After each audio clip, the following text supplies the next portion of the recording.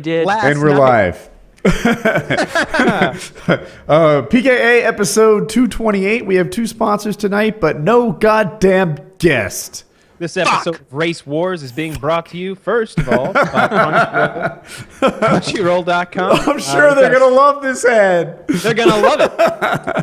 Crunchyroll.com/PK. That's how you. That's our code, folks. That's how you get 30 days of premium for free with zero ads. Crunchyroll.com is the world's largest repository of online anime. 1080p quality, zero ads, as I said before. And they've got a few featured shows that they wanted us to let you guys know about this month. They rolled out some new shows. So they've got Gintama, they've got Nisekoi, and Kuroko's Basketball 3. So those are the three new shows for this month. Do you like my pronunciation? Did I nail it? Yeah. Yes! Thank you. So whether you've got a tablet, your phone, or you've got an Xbox One or an Apple TV, it doesn't really matter because Crunchyroll works with pretty much any device. So Crunchyroll.com/PKA. Once again, that's free for 30 days with zero ads. So that's a pretty good deal. We're fucking we have another sponsor tonight, and I really like these guys. We're talking about Squarespace, the all-in-one platform that makes it fast and easy to create your own professional website. I really like them both. Or online store. For a free trial and 10% off, visit squarespace.com and enter offer code PKA at checkout. A better web starts with your website. These people are pretty cool. They make really professional websites, and they're quite affordable. I think plans start off at $8 a month. That comes with a free domain name if you sign up for a year. We all saw that wonderful website they made for The Dude. I really like that. That was really cool. So if you're in the market for a website, online portfolio, or online store, Squarespace. I'm proud of our sponsors. It's really cool. Like, we've come a long way from random YouTube channels. Like, if you're into anime, best on the planet. If you He's got 1080p quality. If you need a website, Call of Duty, Skyrim. He's got a Let's Play coming out soon with 16,000 subscribers. If you're into anime, nobody beats Crunchyroll. If you need a website, nobody beats Squarespace. Check these guys out. There's links in the description. You're absolutely right. You're 100% there. They are leaders in their fields, respectively. Yeah, and it's cool that that's where we are now. Absolutely. So we were supposed to have Chris Hansen tonight, and I don't think we've completely called him a no-show yet, although he is over an hour late. I swear, he's an hour late, over an hour late. As you settle down. We didn't pay him for this. So Wait. It's not like he's... Yes, we did! Yes, we did, you son of a bitch! Yeah, so here's the story.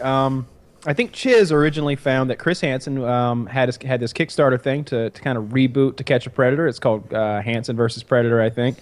And I noticed that for $500, or maybe Chiz noticed, we had the same idea that for $500 we could get half an hour with this guy. And we actually pledged that money. We tweeted about it a bit. And Chiz got in touch with Chris Hansen's people, and they thought it'd be great for him to come on the show and promote the whole thing and maybe give us more than just the 30 minutes, hang out for a while and do a full-on hour or so interview. So he's supposed to be here tonight, but he's been a no-show thus far. So it's possible he'll pop in. Then it's possible that he's not responding on Skype. His agent's not responding. We may have a Hodor situation here. You should title the video "Chris Hansen?" so that all the people who are watching this right now still don't know if he's coming tonight, because none of us here know. Yes, we don't know. We did. And they won't fast forward or drag the track to see. They won't do that. To be fair, Chris Hansen could just be dealing with some deviant right now. I'm sure he does that in his free time, too. He should be dealing with 3 deviants right now. Anything nefarious happening? I hate that. People will post in the first 5 minutes. They'll be like, oh, at the end, Taylor's really drunk. And it's just like, why didn't you let it properly develop? You needed to see mellow Taylor. You needed to see belligerent Taylor. You needed to see zany Taylor and then sleepy Taylor. Yeah. Swing right into full-blown lefty-hating Taylor. If you do that, then you don't get a full grasp of the situation. That's many people's favorite episode. It's also many people's least favorite episode. The episode, of course. Yeah. I love it, and I think I like it and appreciate it more because I had internet issues that night, and I wasn't on. I was on for the first 20 minutes of the show. I knew that you were drinking. I knew you were throwing some jabs lefty's way, but it was the next day before I knew the shit had hit the fan. Yeah. I was texting with Taylor after I'd seen a bit of it, and I was like, dude, what happened? He's like, that is literally the drunkest I have ever been in my life. And I was just like, all right, fuck it then. Who cares? Anything you say when you're that drunk, it doesn't really matter. And let's be honest, everything he said was true. Who knows? I don't. It's true. Why is everybody afraid to admit that? I swear, I wanted to explain what happened with the lefty leaving thing. I was even like practicing it in my head in the car, but I'm afraid it's a boring accounting. Taylor doesn't even want to back up his own words, and I'm out here like, yeah, fuck lefty. He sucked it. Here's what happened. I swear I can nail this in like 30 or 40 seconds. Good, because we're on very strict time constraints here. So Lefty was an equal partner in the show. We split it 3 ways. Taylor was not on the show at the time. And when you split things 3 ways, the expenses get split 3 ways and the revenues get split 3 ways. I forget what month it was, but for examples, let's say it was June and July. So in June, he was a partner where we split everything up. And in July, he became an employee where we paid him a set amount. The nice thing about being an employee or contractor is you don't need to know or care about the expenses. So here's what Lefty did. He said for June, there was this money pledged toward Patreon that we received in July, but it was pledged in June. Therefore, I should get a cut of that.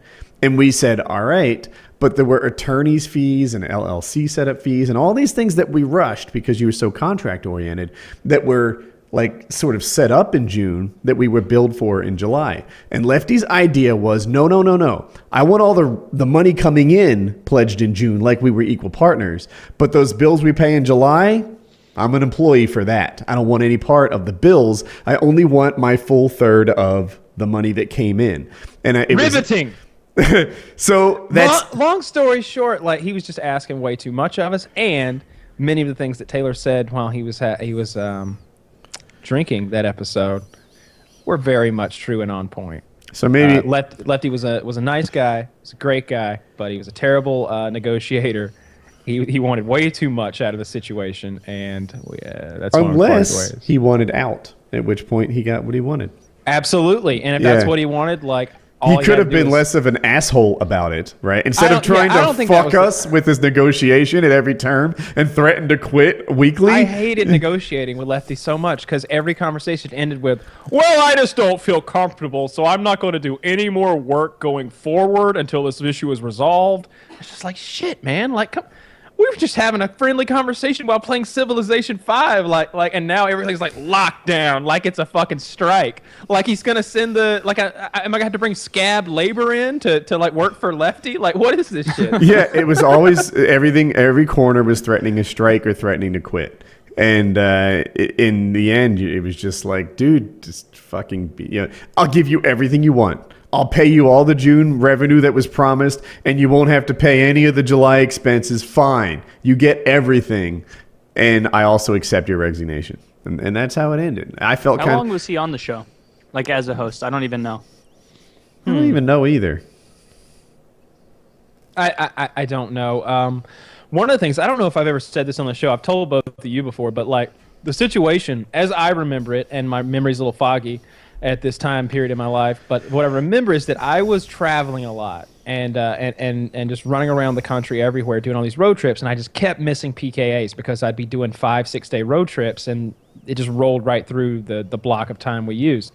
So Wings brought Lefty in because he was someone that Wings was familiar with, I suppose, and Lefty He was available a lot. He was available a lot. He was, and that's a huge quality to have. As you can see, Chris Hansen, he doesn't have that quality. Yeah. Oh, Chris Hansen update. He's not here. No. Still. So when I came back more full time, when I started traveling a little bit less and doing more stuff, nearby, I never was introduced to Lefty. Me too. No one ever said, "Hey, Kyle, this is Lefty," or even maybe the guy's real name. Which we won't say. Do you know his real name? You've told me 3 times, and I've known it because I think that he and I had some correspondence on one of his accounts that was his real name. It's not a secret that I'm like, ooh, I really want to know or anything like that. But it was just the fact that I never got to know his real name even. Like he certainly knew my name was Kyle. but I never knew Lefty's name. I still don't know what state he lives in, or is So you just never got introduced to him, and then after a little bit, it's just you've passed that critical point of when it's awkward to be like, "Hey, let's backtrack to when we should have done this." It was like we became coworkers who like didn't like pierce that veil of awkwardness. What is your girlfriend doing back there? I have to ask. Setting up to play video games. Okay, all right. Can you move slightly to your left? No. Can you go like this? Come on, Taylor. All the viewers are on my side with this. So I never had anything against Lefty. It was just that I never really got to know the guy. And there toward the end, actually, when we started doing some PKA plays type stuff and I got more into PC gaming, I was playing a lot of games with Lefty, and I had a lot of fun doing that. But the dynamic on the show I didn't think was exactly what I liked out of him. And that's nothing personal. It's a business thing. And I don't know. Business-wise, it was just too difficult to deal with him. I think I put it pretty well on Reddit one time. I said we couldn't afford Lefty. That's why he's no longer on the show. He was the only one. We were losing money, and he was making it. So yeah, there was a couple months where it was like it took like 3 pay cycles or something for Woody and I to like make back the money that we had invested into the show, and like get our head above water so we actually made a profit at all. But Lefty like got like I don't know like $2,000 or something. Like it seemed like a lot. I forget what it was, but yeah, he did fine for the few months before he was gone. It would have been better in the long run to have stayed around, but yeah, we could do the weather. That would be good. I feel like Lefty would be a real good weather guy. Yeah, in terms of his performance on the show, I mean, I hate to do like a Lefty tear-up session. Sometimes I thought he was great. Right. He would I don't know. He would disagree with us. He would have his points, etc. Other times I felt like, in the perfect version of the show, or a YouTube commentary for that matter, I felt like if you hit perfection, you're putting 7 minutes of content in 5 minutes. At the end of it, they should be wishing there was more. It shouldn't be a job to make it through the thing. It should be, go, go, go. And I felt like sometimes he was like filibustering in Congress, just say, hey, we got 4 hours to fill. I'm going to spend, this much time talking about, with very little change in topic. And it was like, no, dude, burn it, man. I'd rather have 2 topics in 10 minutes than 1. Yeah. So, are all those people that are burning stuff in Baltimore thugs, Woody? Yes. Yeah, and specifically the way that you asked it, are the ones burning stuff? Yeah. Well, I know all of those gentlemen wearing the suits and ties trying to tell people to stop burning stuff aren't thugs. I know that those people who stood in front of the police to shield them from the protesters throwing rocks aren't thugs. I know that all those guys pretty much holding signs and chanting "We want justice" aren't thugs. They're just they can see that their community's been wronged by the powers that be, and they're trying to peacefully demonstrate, which is what one of the core one of the cornerstones of this country. One of the things that we're founded upon is the right to be able to do that. Meanwhile, there's a lot of thugs out there, criminals. They're fucking awful. They're fucking awful. Like I was saying before the show started. Let's play the Pizza Man video. If you want to, we can go straight to it. It seemed like you had something to interject, but I really it just like came to me. I was like Pizza Man video. Because you're right. We watched it earlier and you put it well. It's sobering after watching that. It is. You guys will see it in a second. Well, I was gonna say something. It's easy to feel disconnected. They're on Reddit right now. Like all the top posts and stuff as we record this are about how the coverage isn't fair. How in reality, it's all these peaceful people going, they're just focused on a couple of, bad apples here and there. No, people on Reddit are saying this? They are. Wow. But the thing is, like the last thing I heard, and this is a day-old stats, PKA stats, you might say, 15 burnt buildings and 117 burnt cars. Woody, that's just a couple of no good nicks here and there. They're just blowing off steam, Woody. That's all. 15 buildings. This pizza guy sitting on his ivory tower, selling stock in his pizza place, sitting on his mounds of money, all that pepperoni cash he's sitting on, and he has the audacity to be well off. When you think of the man, you think of this pizza shop owner. I think of this immigrant who started a business with his own 2 hands and built it up, and then is just like distraught in the video, just kind of like still in shock, looking around at what his livelihood ruined by a bunch of assholes. I'm almost done setting up the scene. I should have done this in advance, but we're super close. It's yeah, I don't know enough about the situation over there to comment intelligibly about it, but it does seem like it's kind of the same old thing where there's a bunch of people causing shit, and there's a bunch of people not causing shit, and everybody has an agenda about it. Nobody can say that, there's a lot of shitty people there, and we're not denying that, but then there's a lot of people doing, just trying to get their voices heard. It's all either they're all thugs and criminals, or they're all just, standing there singing songs about, working together. Kumbaya and all over Baltimore. And it's like, this is ridiculous. And also people saying that all the footage, and I've only seen a couple short clips, to be fair, saying the footage is all cherry-picked. Like, these scenes that they're showing are too big to be cherry-picked. Like, the media is not running around like, aha, there's a guy who's, spray painting on a fire hydrant. Look at this thug. Like, they're, like, huge panoramas of mayhem.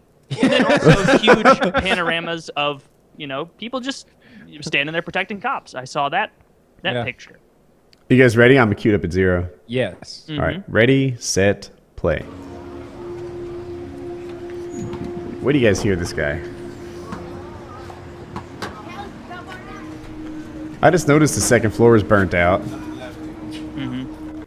Oh, shit. All right, I'm like 2 seconds behind. I hit a button by accident. They even stole the sodas. They were rioting so hard they got thirsty and needed refreshments. They looted a CVS. Yeah. All the good stuff. Yes. Well, look at they smashed this guy's phones, and it looks like they broke into his safe or tried to. But like even his like the phone, right? Like that's just an old school desk phone. And they had to wreck it. Yeah. I'm stuck in here. Well, it was just indiscriminate destruction. It looks like they weren't thinking or calculating any of this. It was just a tidal wave of badness, really. He's a bit difficult to understand. His English isn't great, but he's saying that basically that he wanted to get out and get his niece to safety, and the cop wouldn't walk him to his car. He told him to lock himself inside the store, which ended up being burned down. 14-year-old girl said... Then a 14-year-old girl sprays him with lighter fluid and says, "Burn the pizza man." You think they would have killed you? Yes. If I don't run for my car and the traffic light was red, and it was grouchy by the traffic So he light, jumps in his car, and the people start lighting paper from the trash on fire and throwing it into the car. Because they throw paper there from the trash can, it was on fire, they throw it inside the car. So they put Why were they trying to kill lighter fluid on him and then threw Zippos at him and flaming paper? Well, that's what the text said, but what he just said was that they were lighting paper from the fire and throwing that in there, and he had to throw that out the passenger side. And he's covered with lighter fluid. Yeah. Yeah, these people aren't going to just throw the Zippos. Oh, what I'm going to do is I'm going to secure my building very good. Get like weapon license and everything to save myself in this neighborhood. You're gonna get a gun, yes? Yes, I'm gonna get a license. I'm trying to save myself because with situation yesterday, I can be dead and nobody will help me. Nobody will help me. At least walk to my car. And that was the most sobering part, I guess. He's like, nobody would help me even to get to my car. We talked over it, but he asked the police for help, and the police said, "Hey, shut the door." And I mean, it's a glass door. That didn't work. And he had to fight his way to his car. And while he fought his way to his car, while covered with lighter fluid, and these attempted homicidal maniacs were throwing lit pieces of paper at him, and Kyle read Zippos. That's seriously fucked up. Yeah, that's beyond the pale. They raided the CVS. They stole everything but the Father's Day cards. I really don't know if this would be happening. Woody.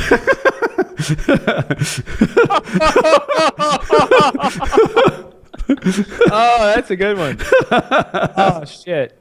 I didn't even make that up, which makes me not funny and racist. But how terrible of you. Oh, you I lost my train of thought after that. God damn.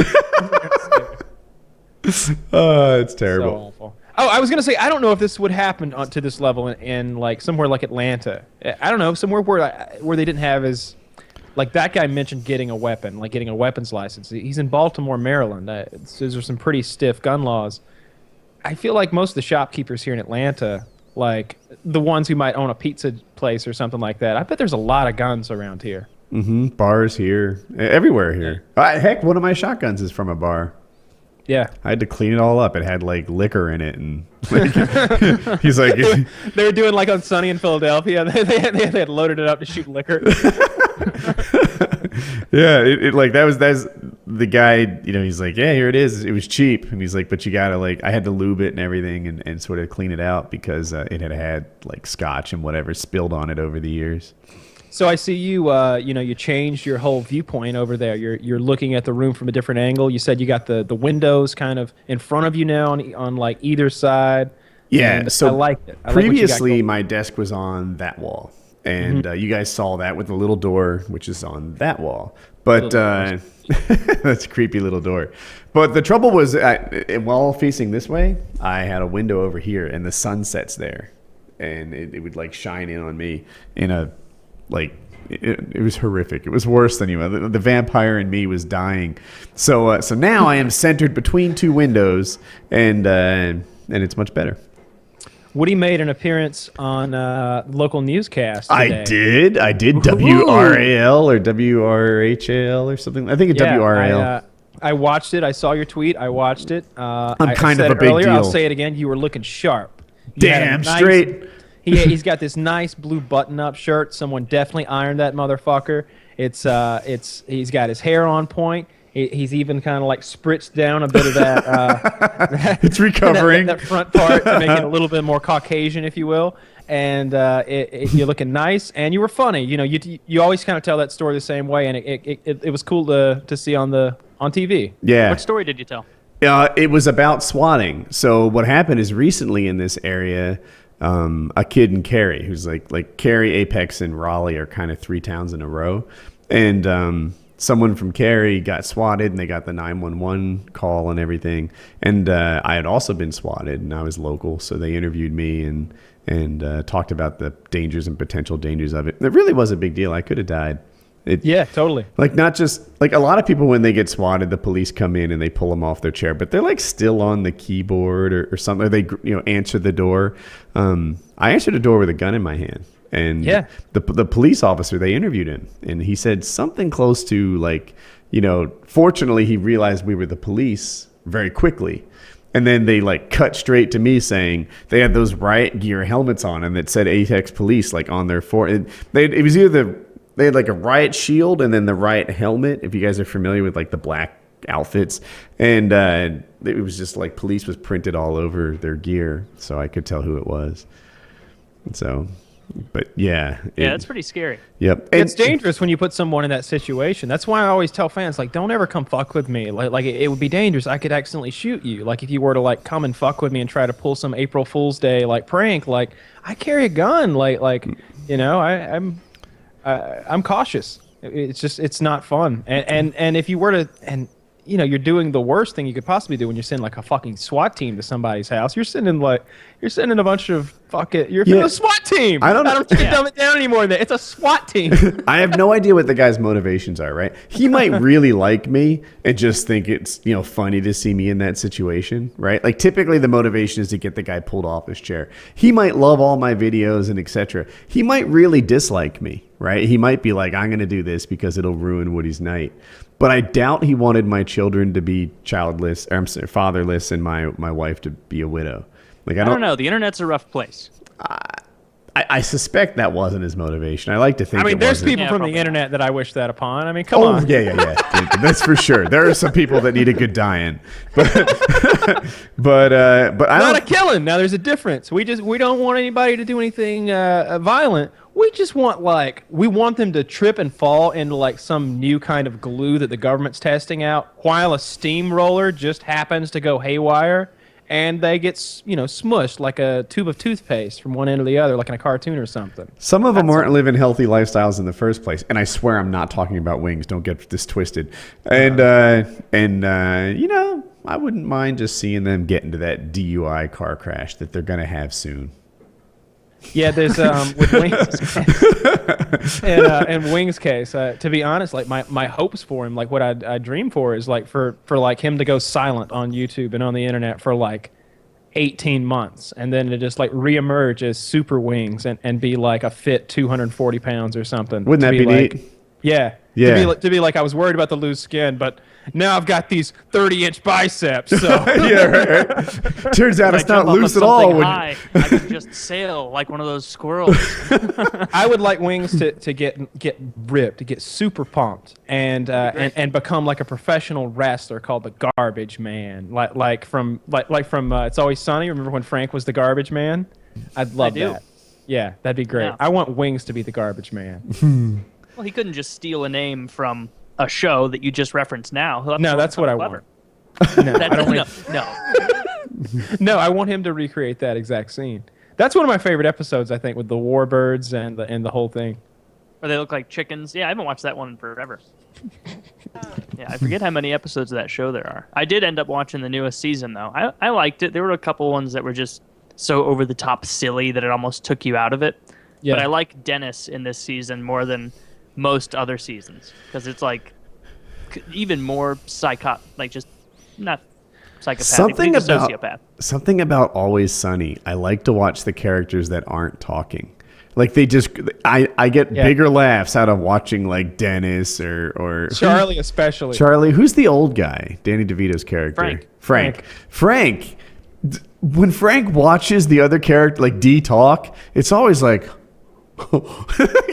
it kills me, man. Yeah, he's confused. He's watching. I'm sure he's acting like he's working, but it cracks me up.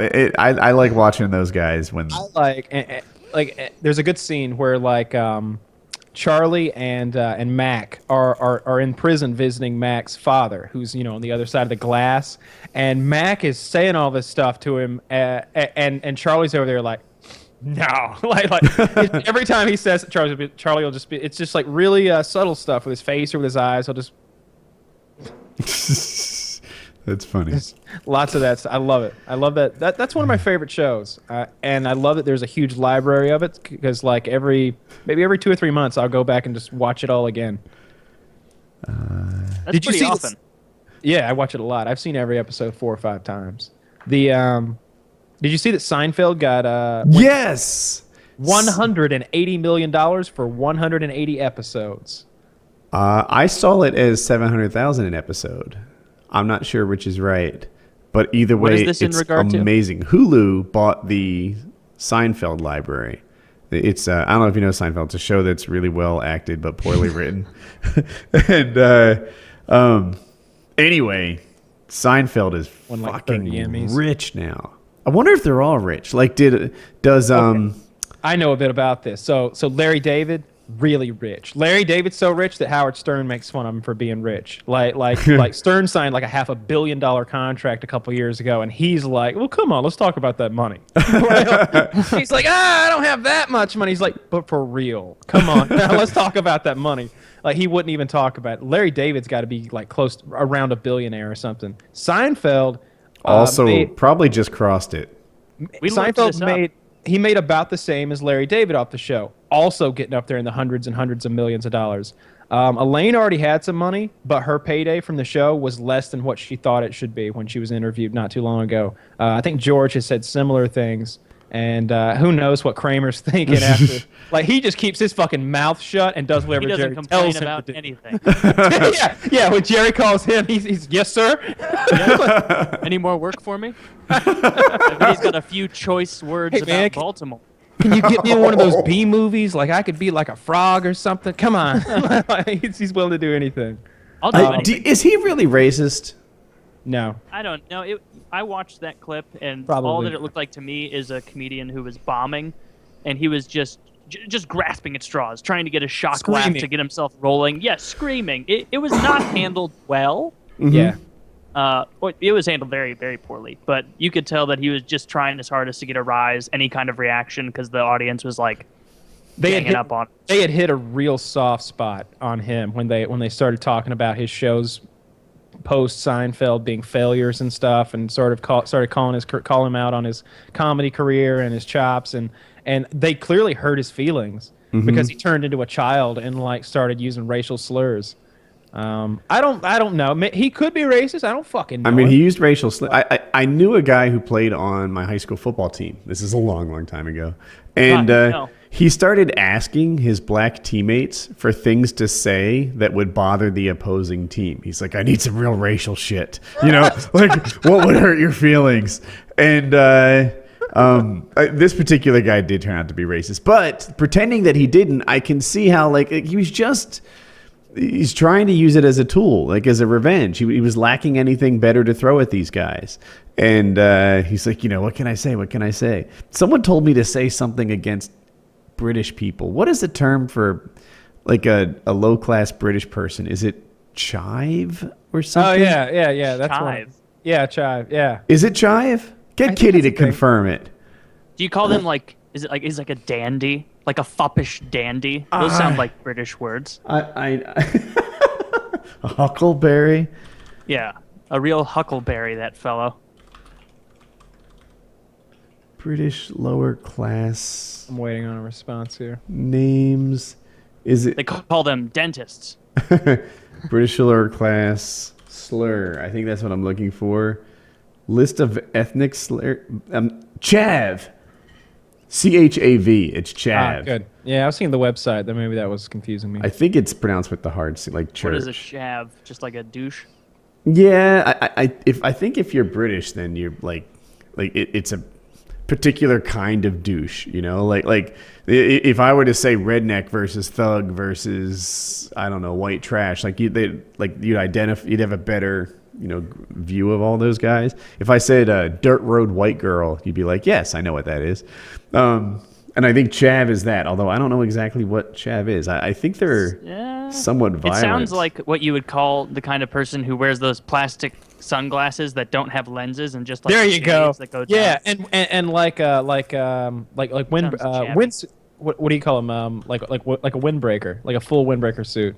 Oh, a full like a tracksuit, a full Yes. tracksuit, all in one color. Felt, really shiny. Puma, of course. Yeah. Yeah. Oh, there's a Matching Wikipedia glasses. page about chav. It's a young lower class person who displays brash and loudish behavior and wears real or imitation designer clothes. So are they lower class, or is it kind of like, is it like their version of hipsters almost, where the people who are hipsters here pretend to be lower class, but really they have plenty of money and try really hard to look vintage? Maybe like rich people over there are being chavish now. Everything I'm seeing is that it's actually lower class. That this is like a particular kind of super fashionable. I thought they were violent. I don't know. I don't know how we got on the topic of chav. You think they're not violent? That's the thing. They stage peaceful protests. Very little, lighter throwing. Mm-hmm. I don't know if they do. Who knows? I thought violent was part of it, although not seeing anything that backs that up. But yeah, I forget how we got on the term chav. Talking about the British You're lower talking class about people. Insulting things to call. Oh yeah, black people. Yeah. From the high school football. Oh right. Oh, quick update on Chris Hansen. Still not here. Not here. Oh. Not here. Yeah, I thought you were going to say something different that time, but, but you got me. You bastard. I think I have asthma or something. I'm gonna die. Yeah. All right. Do you want a new topic? I've got this Russian guy. It's pretty fucked Russian up. guy. Yeah. It's I have a drunk Russian man in a video. He yells for someone to throw something to him, and that somebody does. I thought it was pretty funny. I haven't seen this video, but I'm going to wager things don't go as planned. Hold on, let me flip over the. Oh God. Well, the title's a bit of a giveaway. Yeah. Takes But they a don't. log to the face. And I Well- don't think this is going to be the kind of video that Kyle showed me on the internet on Motherless. Not that kind of log. This is going to be a different kind of log. What did I Not as do gross, probably more wrong? painful. PKA big screen. Mayweather or Pacquiao? Pacquiao. Pacquiao. I don't know. Wow. Huh. I say Mayweather. I don't know anything about boxing. I say Mayweather by decision. I like to pretend that I know something about boxing. Shit, I'm trying to. Well, I'm sure you know more than we do, Woody. Like as far as just who's good, who's not. They're both like world-renowned names. They're both legends. Some people say. Let me just stop this for a second. I'll come back. Some people say that Pacquiao has lost a step more so than Mayweather. Like, we're not seeing the prime version of either of them. So that's a thing. But in terms of how age has affected their style, some people say that Pacquiao has been affected more because he's lost a fight or two. I forget how many. Pacquiao's a southpaw. And Mayweather does this thing. They call it the shoulder roll. But basically, most people fight like this, right? I was trained to box like this. And you get your hands up. I kind of blind myself, but I might be an idiot. Anyway, Mayweather does something different. He fights with this. He's got it, like he hits, and then he's always defending his chin with his shoulder. It makes it really hard to hit him. The thing is, he's fighting a southpaw. So that thing about defending his chin with his shoulder is gone. He's going to be hit from this side. That's the power shot. And that's why I like Pacquiao. I think Mayweather's style is not geared towards southpaw. I read somewhere that he was having trouble with southpaws, but I think Mayweather has been figuring out how to beat up Manny Pacquiao for several years now, and he's in a laboratory somewhere. Remember that rap video where like it's like Eminem and Dr. Dre are like creating 50 Cent in a laboratory, and like he's in there doing like those sit-ups where you're hanging upside down, and they're just like yeah. That's what Mayweather's been doing the last few years for Pacquiao. I feel like I'm sure they're both training really hard. I'm sure. I wonder how. Like steroid tested they are. Like that. I'm curious. I don't care at all. I don't care at all in that sport. Let them do it. Make it a better fight. They should put spikes on the gloves for all I care. Like, special power-ups. You know what's changed my opinion on that? Being friends with Joe. Joe's a clean fighter, and this is UFC, not boxing. But it's like, Joe's gonna be clean. All you other assholes have to be clean too. Also, like I've seen Joe after fights and stuff like that, and as a fan, everything just like stops the minute they shift the camera to the next fight. It's over, right? But as a friend, like there's something going on in the back room. You wonder how hurt they are. You wonder, like, you worry about permanent damage and stuff like that. And I don't know. It's changed the way that I look at fights. Yeah. Well, I say Mayweather by decision. I have a $5 on this with Lowe's on, and he says Mayweather too. Did he mention knockout or decision? He didn't. I don't think Mayweather's going to knock him out. I think Mayweather's going to backpedal, try and get decision points for 12 rounds or whatever. I think he's going to dodge so many goddamn punches that Pacquiao's going to be tired by the end of, like, I don't even know how many rounds they fight to, like a dozen or something. Like, it just goes on and on forever until someone dies normally. Shoulder roll's not going to work, baby. Shoulder roll's not going to work. Pacquiao's going to catch him on the chin, and he's going to knock him out. And then there may or may not be a rematch. We'll see. It's a lot of money. I think it's automatic rematch if Mayweather loses. I've heard that. I think Joe said that. But, there's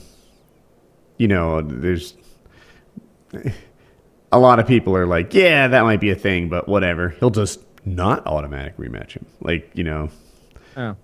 I assumed there was a contract that was binding. Is Floyd Mayweather, like, I don't know if this is just like a joke online that I came across, but can he not read? Is there like a real thing? No, he can't. He can't fucking read. He can't fucking read. Hang on, I'll get a video for you. Maybe we should watch the Russian log video, and then we'll follow that up with Floyd Mayweather not being able to read. I'm ready for the Russian log video. Are you ready? Up at 0, yes. Are you ready, Taylor? I'm ready. Ready, set, play. What's he saying, Kyle? Throw it! Jesus Christ! And you say, give it to me! So there's a Russian gentleman trying to open what looks like a Russian version of a 40, which is probably like a 70. And he drops that, and then he just holds his hand up like he's trying to catch a beach ball. So like 3 feet apart, and then this guy throws a huge log at him, and it goes clear between his hands, just right through. He wasn't even in the vicinity of catching it, and it just knocks him out. Nobody's rushing to his aid. His friend goes over, and it looks like he's going to try and help him, but really he just lifts his head up, shows him to the camera, and then puts him back. Igor is unconscious. No one cares. No one cares. We can have his 40 now. Oh man, That's really funny. oh, what did I just mention a second ago? That someone can't read. Yeah, I Mayweather. apologize. So how are you like a billionaire like that and you can't read? It's like every trip to every restaurant just a shit show of just like, I don't know what I want. Just bring me one of everything. He goes, value meals really have a lot of meaning to him. He figures out what number 7 means, and if they change it on him, he's just shit out of luck. There's pictures. Yeah, there's well. What was I gonna say? He and 50 Cent are friends, so that like 50 Cent did something where he was like, "Yeah, I'll do this if you can read." And it was a children's book, and he fucking can't read it. He can't. He Mayweather can't read. But Did here's he try? Yeah, he did try. It was awful. Did you find anything, Kyle? Oh, you did. Let's see. All right. So I could be wrong about this. I may be talking out of my ass, but I think the guy that you're going to hear talking hosts an XM radio station. Maybe he just sounds a lot like the guy I'm thinking of, but he has the recordings of So when you go on and do like a radio show, sometimes they'll have you record plugs. So if you've ever heard that thing, it's like you listening to My 105, and I'm Floyd Mayweather. Like they record stuff like that and all these voiceovers. So they were at this radio station and Mayweather was having to read the script and record this stuff, and they had the recordings. And then I think he had some kind of a falling out with the host of the show. So here we go. All right, count it down. 3, 2, 1, play. So listen, when I heard 50 saying this yesterday, right, I thought it was funny, but I didn't really know if Floyd could read or not. But then I thought to myself, when Floyd came up here to the Breakfast Club, I'm sure he had to read drops, right? Correct. So I had our producers. And if you don't know what drops are, that's when they just say, hey, you're listening This is DJ Envy, and I'm listening to The Breakfast Club right now. So I had our producers pull up the unedited audio of him reading drops. Now, this is the drop. Oh, my goodness. He was reading. Envy, I need you to time me on this, okay? All right. I'm going to read this drop. Hold on. Now, keep in mind, Charlamagne's not the best reader either, so we don't know how long this is going to take. I need the exact time, okay? This is disrespectful, but let's ready? go. Mm-hmm. Okay. I'm Floyd Mayweather, and I've joined iHeartRadio for the Show Your Stripes movement to support hiring vets. Go to showyourstripes.org, a website that connects veterans with employers and helps business find candidates with the best training. How long was that? 10 seconds. Okay, 10 seconds. This is Floyd Mayweather. Wait. This is not seconds. nice. It's not nice. Hey, shut the hell up. I'm always sure. I don't give a damn. Okay? This is Floyd Mayweather reading the 10-second I heard this live. I just did. I'm Floyd Mayweather, and I'm Floyd Mayweather, and I've joined Heart Radio for the show. Your stripes. Okay. I'm Floyd Mayweather, and I've He's got the first part. Heart Radio for the show. He knows Your who he Stripes is. Movement to support hiring vets. I'm Floyd Mayweather, and I've joined Heart Radio for the show.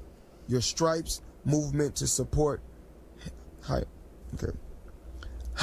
I'm Floyd Mayweather, and I'm Floyd Mayweather, and I've joined Heart Radio for the show. Your Stripes Movement to support hiring. Oh, this is vets. bad. Go to the He show. reads like a child. He needs Rosetta Go Stone to the English. show. Your Stripes.org. Go to show your What would? Go to show your stripes. But you need a common language Go to to show your start with. Like, what are we- a website. Yeah, they're like trying to teach him. They're like, it's just like an English one. Businesses. Okay. I think he's know. fucking The shapes. website that connects veterans Start with with shapes. employers. And The helps circle with the businesses tail find candidates means with you the pause. best training.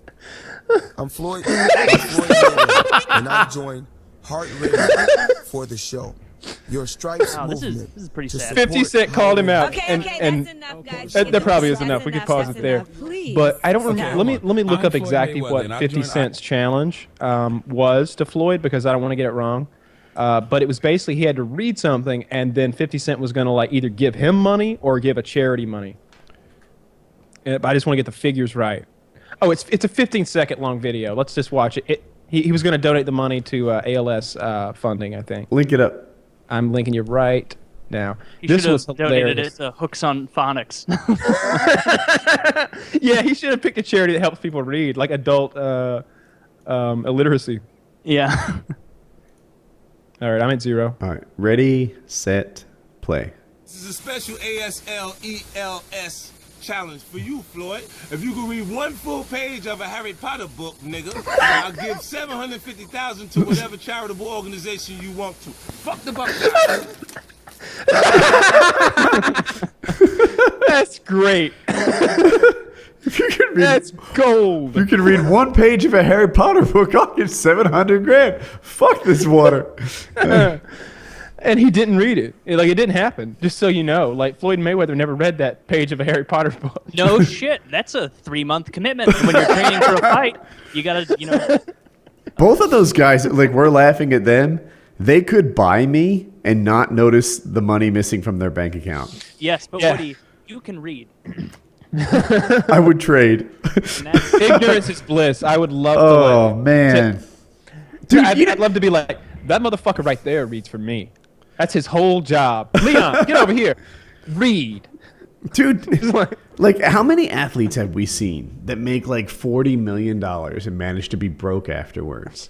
Mayweather is not conserving his money. This guy has like an entourage with him everywhere he goes. This he lives wealthy. He's big. He's got like crazy toys, and he still has tons of money.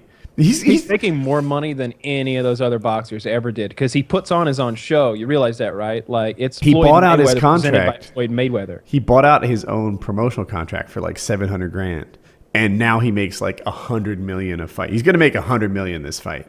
$100 million.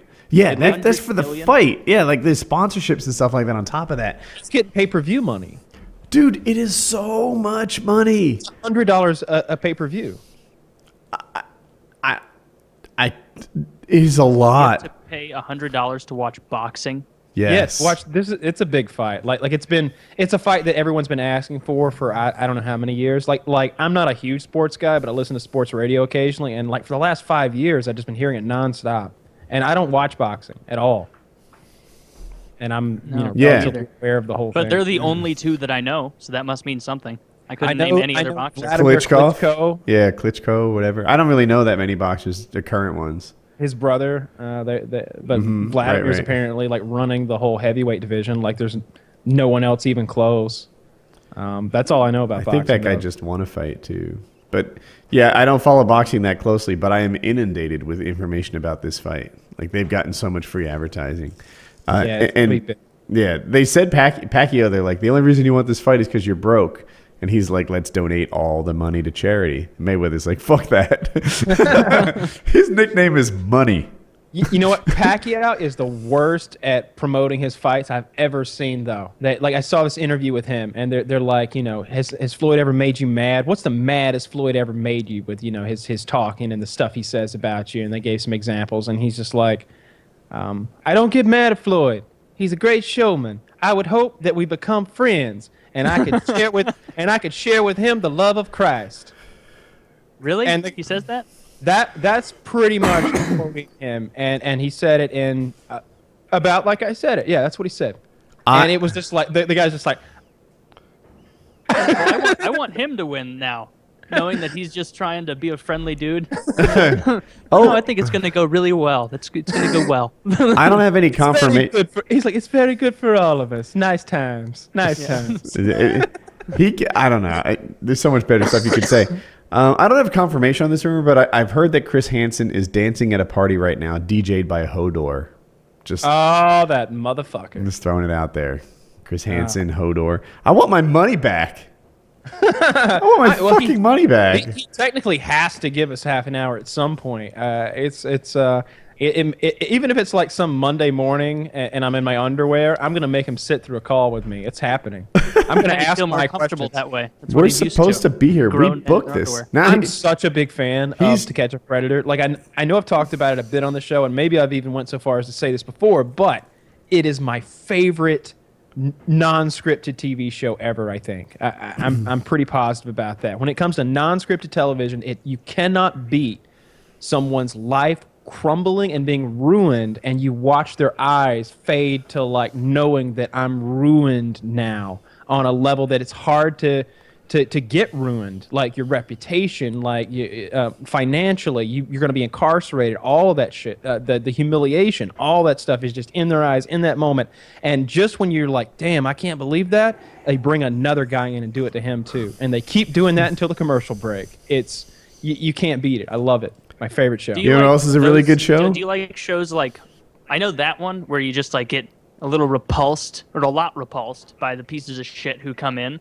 Do you like other unscripted shows or unscripted like Hoarders where you can just watch it and rage at the person who's doing it?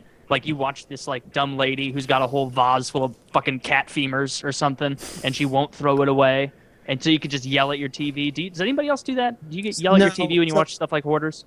I can't watch stuff like Hoarders and most of that scripted reality stuff, and here's why. I've been around enough video production, both professional, semi-professional, and amateur, that I can tell that, like, I'm like, wait, well, why is there a camera already there? Or like, wait, this is the first time you just met this guy? Like, why? It just, I can see that it's all so fake, and it just doesn't make sense to watch it. I would rather watch a scripted show about a hoarder with professional actors than this person who is a hoarder. But are you sure you've seen a lot of Hoarders, though, in particular? Like, I know what you're talking about with a lot of those shows, like Son of a Gun or whatever. But, you know, like random customer walks in, yet there's a camera at knee level, like, catching their entrance. But Hoarders, I don't know if Hoarders is guilty of that. Yeah, on Hoarders, it's not as bad. The only thing I notice with Hoarders is they'll be like, now, we're about to go into Martha's home.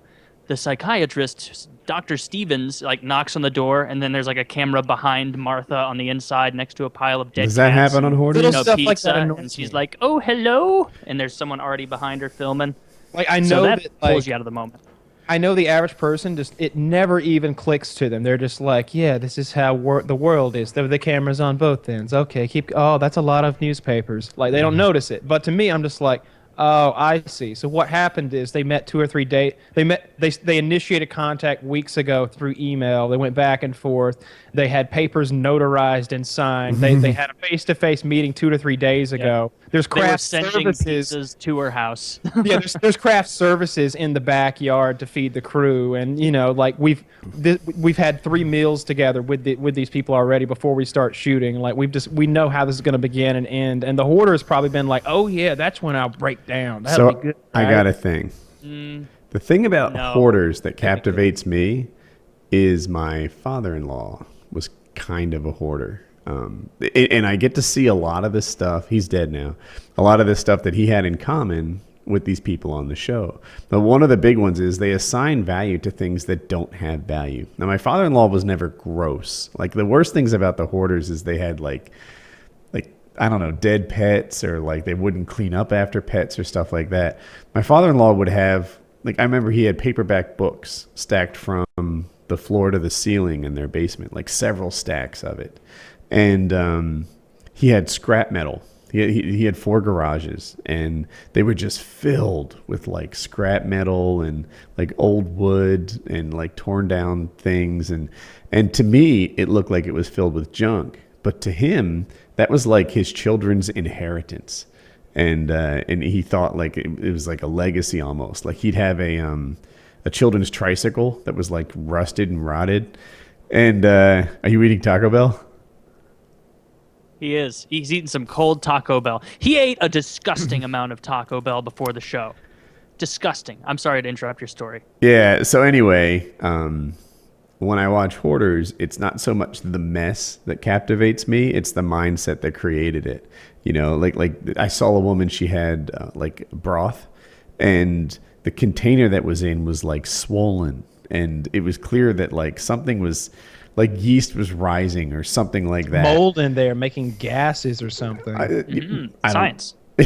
Something was going on in there. Like it's not supposed to be. It was like a box, but then like a juice box, like the cardboard juice boxies, but bigger. It was filled with broth, and it had like expanded inside. I see that and I think, whoa. How did this escape my notice? She saw it and thought, that's for the lean times. That's for when, you know, like, what if I'm that poor again?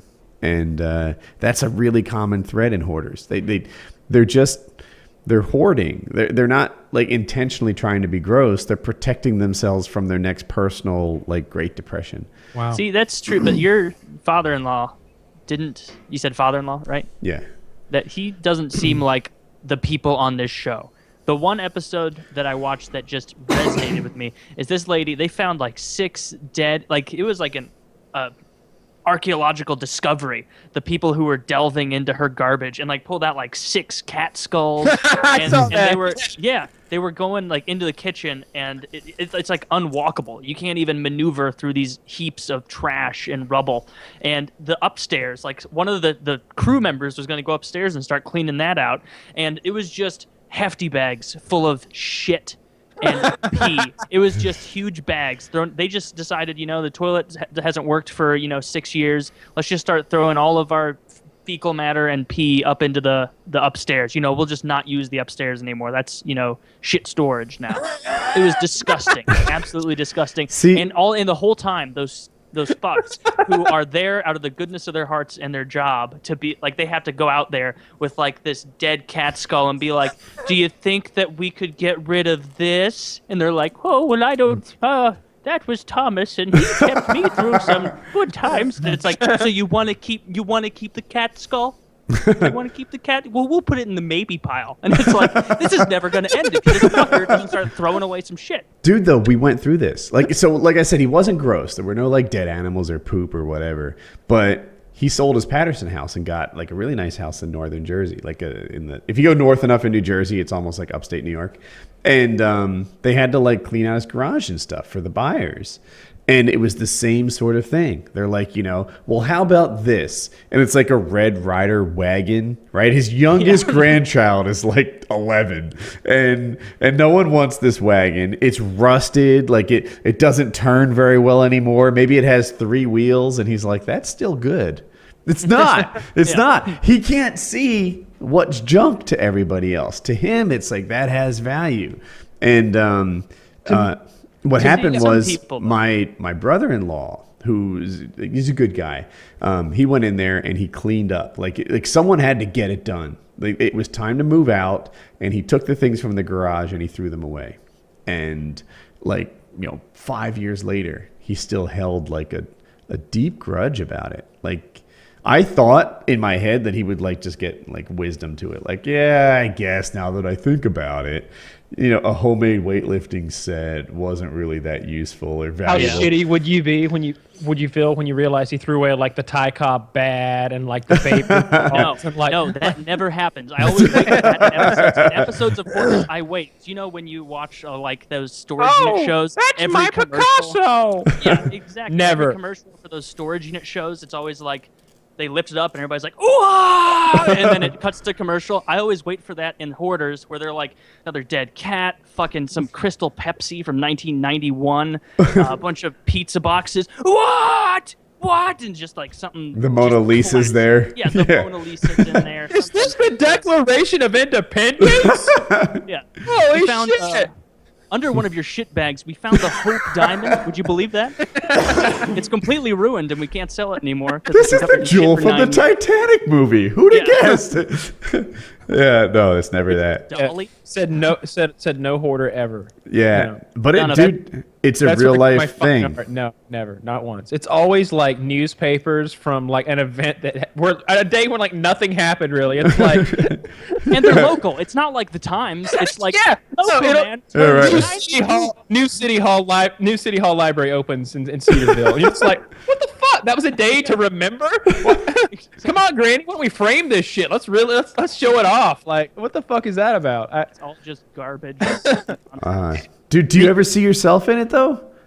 No. I never see me. I see Jackie. I'm like, I watch Hoarders and I'm like, Jackie, we should throw away some of your shit. My thing is that I've got a lot of shoes. I got a lot of clothes. Mm-hmm. And I've got a lot of guns. And I've got a lot of the things that I, if you're going to call it hoarding, that I feel like I have in abundance and they aren't organized and they're cluttered and kind of laying about. They're expensive things. Shoes are easy to organize. I have like 40 pairs of like Nikes. And they're in a big cardboard box. They're all muddy, and they need someone who's got like 3 hours to kill to sit there with a couple of, like a whole shoe cleaning kit and get my like $3,000 shoe wardrobe back to like rolling again. Dude, you should just buy this. Like right now, click on the one click. You got and put your shoes on a rack. Oh, I've got a rack, Woody. They're not clean, so I just throw them. Are they on the rack? They're not clean, Woody. He can't put them on his rack. I got to be clean first. And I've got more shoes than this rack can hold. I need 2 of them. And this looks like some assembly required bullshit. Kitty tried that on me the other day. She went and got this big box rack organization desktop shit. She's like, oh, turns out I can't put it together. You wouldn't mind, would you? I love your British girl accent. It's like one of those like 1,000-piece puzzles. There's like a huge pile of these black hard plastic things, and then there's a big pile of square wire mesh, and it's all got to be clipped together at 4 different angles. And as soon as one end clips in, another unpops. And it never works. It didn't work. I threw it down, and I was like, how much did that thing cost? She's like, $25. $25! And I was like, all right, I'll buy you a new one made out of fucking wood. Like, that's it. Like let's get a wood one. I'll buy it. I don't care where it comes from. We'll go to an antique shop and get you a fancy one before I put that motherfucker together. And I threw it out on the porch, and that's where it is now. I have simply required. Just waiting for the garbage man now. Mine Any updates on that, fella? Mine is in this class. I gave you a new link. When you pull it apart, it gets wider. And what happened is I went on some business trip. I don't recall which one. And like sort of as a gift, Jackie cleaned my closet. And all my shoes were just lined up on a rack like this. It was like, that was a good gift. I legitimately have like far too many. Like it's like a woman. Like Kyle like, says, you know how hard Woody is to buy gifts for? I imagine if I came back and found a fence. It's just not happening. That's not even no, absolutely not. I'm not your fencer. I'm not the one to have, because like when it comes to like the fencing part of it, I could do that. Like I could put posts in the ground, I can make everything straight, I can make it tight, I can make it nice. But when it comes to this sounds perfect. I accept your terms. No, because like I always was an assistant fencer to like my dad. And he was the one over there thinking about how, like, the fence starts, or like how gates get positioned, and how like there are certain parts of the fence after you've went so far without any support structure. If you're using, and this depends on the kind of fencing, but you've got to do support structures where you've got beams crossed and supported, and there's a whole way to weave barbed wire, and I don't know that part of the process. That's the administrative part of fencing. I've watched enough YouTube videos that I know what you're talking about. Like, there's fencing where you drill the posts and then you sort of like stretch it or nail to it, whatever's happening. And that part's pretty straightforward. That part I understand. And they're like, oh, well, this is a corner post. So a corner post gets stresses from this and that. And this is how you fortify it to stop it from leaning in this direction or that direction. And I don't really know those things. We use trees for corner posts. Like that's the way to do that. You use a tree and it's done. You must have trees in the right spot. We do. Our entire property is lined with trees, which makes fencing kind of easy.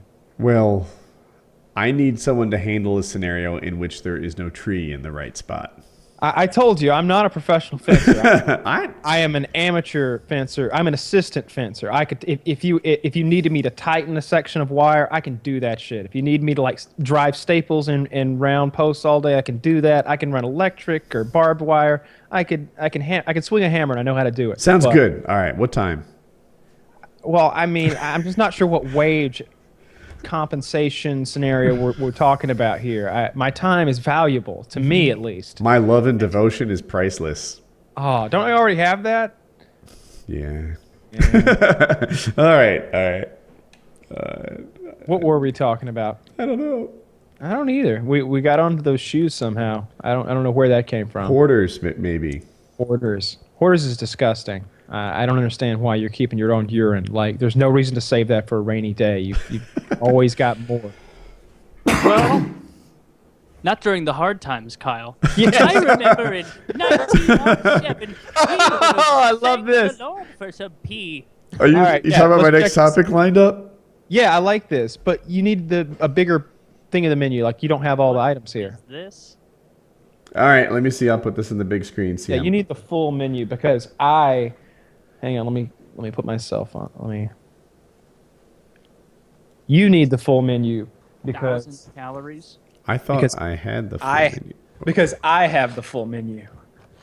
Yeah, this is what I was saying right before the hoarder talk. Is before this episode started and before Chris Hansen didn't show up, Kyle was just mowing down on just a gross amount of tacos. Here's what I got here. I got a Mexican pizza. I got a double-decker taco supreme. I have 3 Doritos Locos nachos, Doritos Locos tacos, the ones that have the Dorito shells. I got 3 of those, all 3 flavors. I got a cheesy gordita crunch supreme, a crunch wrap supreme, and I've got a chicken cheesy gordita. This is a double-decker taco supreme. And I had an order of cheesy fiesta potatoes, a large Diet Pepsi, and a 7-layer burrito.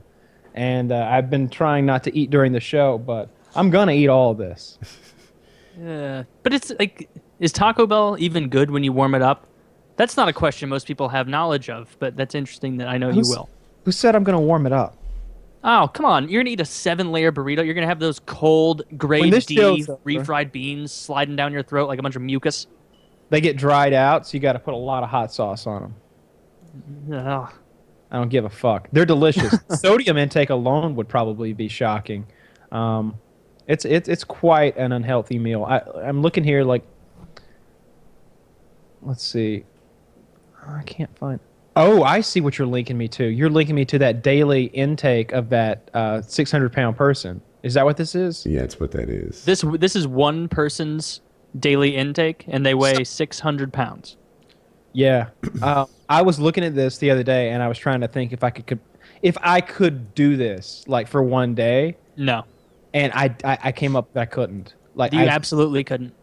No, and I'll tell you what really ruins it. It's the snacks. It's the fact that this guy ate, how many? Let's just see how many. It's 4,000. 18,000 calories. 32,000 milligrams of sodium seems pretty hardcore. Seems a little high.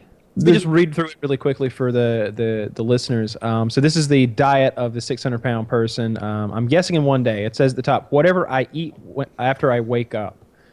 So I'm assuming you call this breakfast, but I'm also assuming this person wakes up probably in the afternoon. A KFC twister.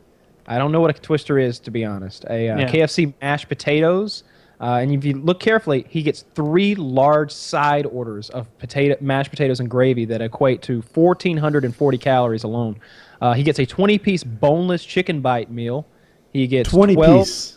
20 and of then, them. then he drives over. He hit KFC. Then he decides to go to Taco Bell. They're attached, I think. Yeah. They would. Yeah, be. so he gets 12 Taco Bell soft tacos. I always get the crunchy ones. I feel like you're getting cheated with the soft tacos. That's 2,280 calories right there. That's over what you should be eating in a day if you're like on the 2,000 calorie plan in that one subsection of one meal. He gets 1 beef burrito supreme, which I find to be just not a tasty treat over there at Taco Bell. I don't care for that. He also gets a 30-ounce large Baja Blast, and if you don't know what that is, that's half Mountain Dew, half Powerade. He gets a small 32. It says small Coke, but it also says a 32-ounce Coke. So I guess maybe a small 32 ounce at McDonald's. I don't know, but 32 ounces of Coca-Cola, followed by another 80 ounces of root beer. I mean, he just knocked down 1,400 calories in soda right there when he woke up. Then it says what I eat when I get 1,800 calories. What I eat when I get home. Now, I don't know where he was. I guess he woke up. He was eating breakfast. Yeah, I feel like he woke up at KFC from the night before. Just in a stupor. And now he's getting home again, where he has himself 4 McDoubles from McDonald's. He has 2 large Big Mac meals, which come with fries and soda. He has a Big Mac wrap, which just seems silly at this point, right? The wrap. He has a McChicken. He has 2 McChickens, McChicken sandwiches. That's 700 more calories. He has 6 12-ounce cherry Cokes. And then under snacks, it says he eats 1 party-size cheddar and sour cream chips. That's 169 chips total. And then an entire bag of Nabisco double-stuffed Oreos, followed by 64 ounces of cran apple juice. totaling 18,385 calories, 2,600 grams of carbs. Jesus, the fat. Where's the cholesterol at? Oh, 940 They didn't even grams. Need to count it. Oh. So that's shocking. You just imagine the shits that this person is taking. Like gargantuan. Like all this comes out the other end. That can't be good for you.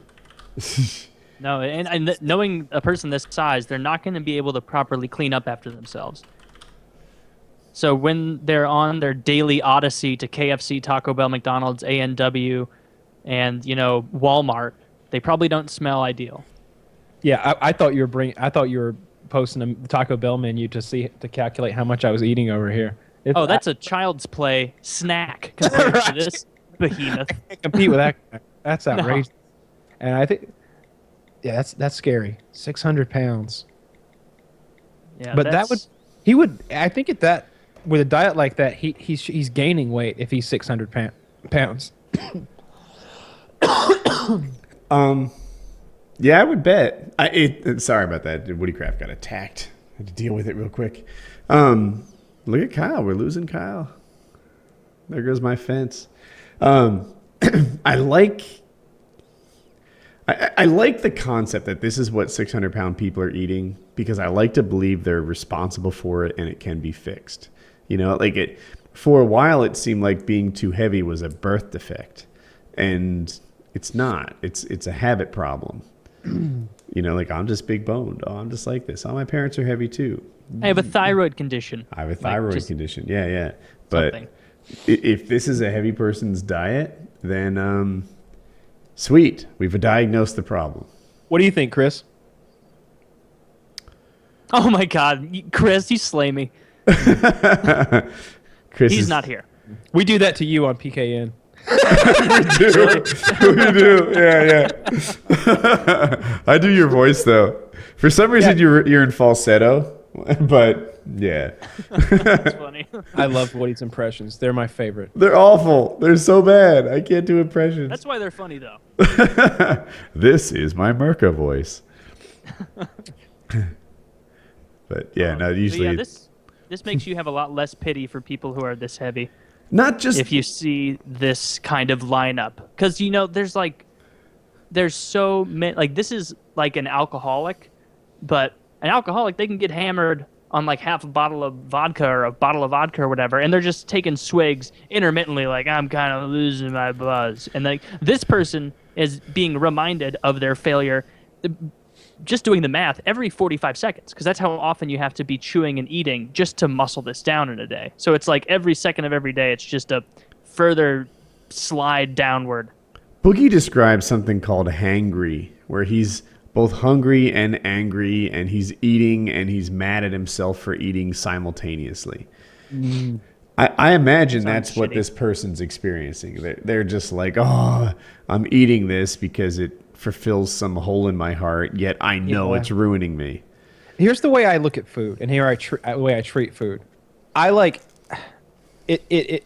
Okay, so if I'm getting in shape for something, and I need a goal to get in shape, like the next paintball trip will soon come into focus, and I'll once again begin like getting back into shape, and I should be even.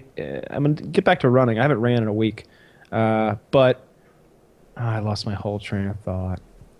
Your attitude towards food when Yeah, I do have a hard time eating like 3 healthy meals a day regularly if I'm not like training for something, because I feel like there's nothing to lose really. When I'm working out, it feels like eating poorly would like disrespect the workout that I did earlier. It's like, what was I going through all that torture and all that pain for if now I'm just going to eat chips?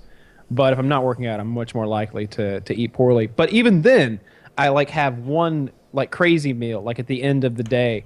That's like, and I try to make it as nice as possible. Like my drink's got to be just right, and I've got to have like my movie on and everything. You like make your homemade fries with your own seasonings, things like that. Yeah, exactly, and sauces. Yeah, it would be fun to have a dinner at Kyle's, and it's real nice. Have a weird feast. That's what I do. I have these weird feasts that are like it won't be like a well-rounded meal. It'll be like, what are we having tonight? Rice. What do you mean? just rice. I made some rice. It's really good. Like that. That's what I'll do. Like there were weeks in a row where I'd made nothing but rice every night, and I was just making the rice better and better. And now my rice, it's like yellow rice with black beans and diced tomatoes and habaneros and garlic. Do you cook for Kitty much? You know what you have to do, Kyle, is you've showed your writing chops before with making up those Game of Thrones things. I want you for your next feast to write it down like George R. R. Martin, where you're like, his chalice bubbled over with Baja Blast.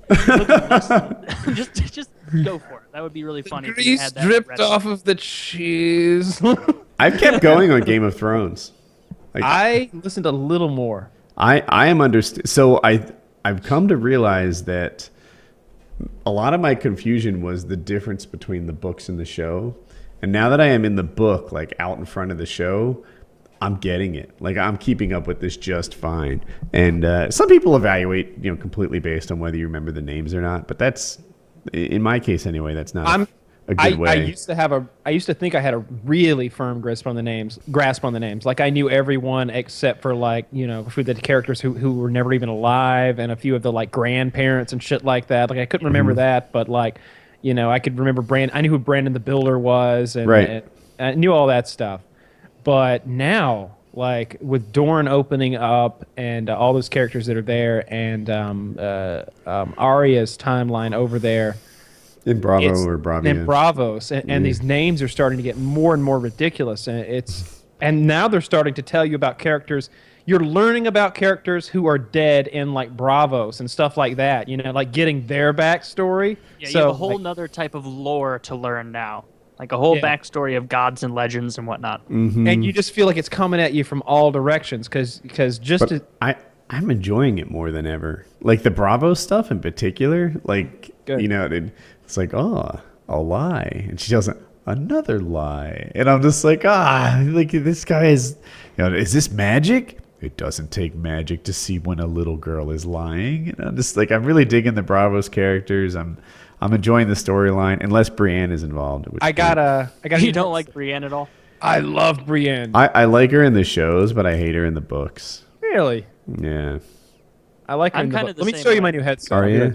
Yeah, in the books, it's just like, or maybe it's the way he does her voice, where she sounds like a meek, feeble little, house wench, and every situation is just like, oh, woe is me.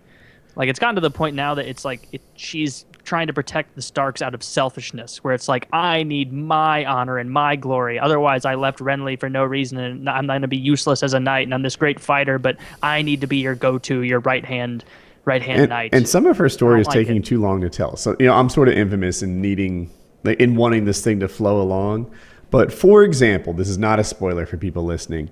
Brienne's backstory goes something like this. When she was a kid, a bunch of other boys were mean to her, and then they started being really nice to her until they found out that there was a bet involved where whoever bet her first got all the money, right? That was a thing. What I just explained to you took like an hour in the books. It was awful. It went on and on and on, and they started explaining who broke it up and their motivations and this and that and how mean they were and how nice they were. It just, like, at some point you're like, all right, I get it. Look, that was literally 30 seconds of information that took you an hour to tell. Maybe it was 45 minutes, but it was long, really long. And it was too long for a pity party. That didn't happen when she was a little girl, though. That happened when Renly first called his. She was training or something. It was like last year. Are you sure that didn't happen when she was a little girl? She was young. Because otherwise, that's just inexcusably, gullible. She didn't. Her thought process. She was like, "Why are they being so nice to me?" Like she couldn't figure out why. Right. And where are you in the book, Kyle? Because it sounds like you're further along than I thought. I'm right around where you are, I think. I'll grab the thing in a second. I was going to say, this is my new headset. This is the Parrot headset. The same people that make the drones. Uh-huh. Look at that thing. The buttons are pretty sleek. It's got a lot of input. It's got, I don't even know what all these are. But anyway, the controls, you just kind of rub this. So, like, I don't know them all. But it's like if I rub this in different directions or tap it in certain ways, those are the controls, like skipping forward. And I think the volume is just like rubbing the back of it up or down and stuff like that. And they work with Bluetooth. I like them a lot. I don't know how much they cost. I think they were kind of expensive. That sounds like a really, really annoying system. I like it a lot. Like it only took a minute to get. I mean, you just rub. It's like when you want more volume, and it quickly becomes apparent how it's working. I'm not only Until interested. your hands get a little moist in that Georgia humidity, and it's like, oh, I didn't quite swirl it right. Now there's a little bit of fingerprint nastiness, and I have to kind of scrub it. If you could feel this material, it's like, I don't know, it's kind of like leather. It looks nice to me.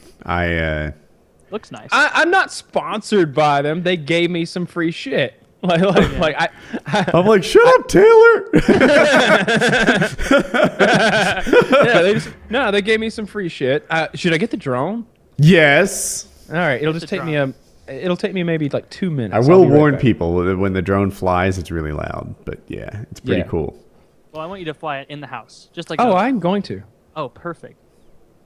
Yeah, he flies it in the house. It's cool. Those headphones look great for Crunchyroll.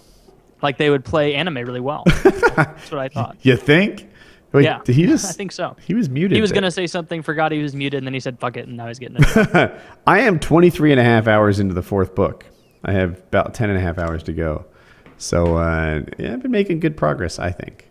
The more you guys are into it because you're fresh, and the more stuff you mentioned, the more I realize I need to read these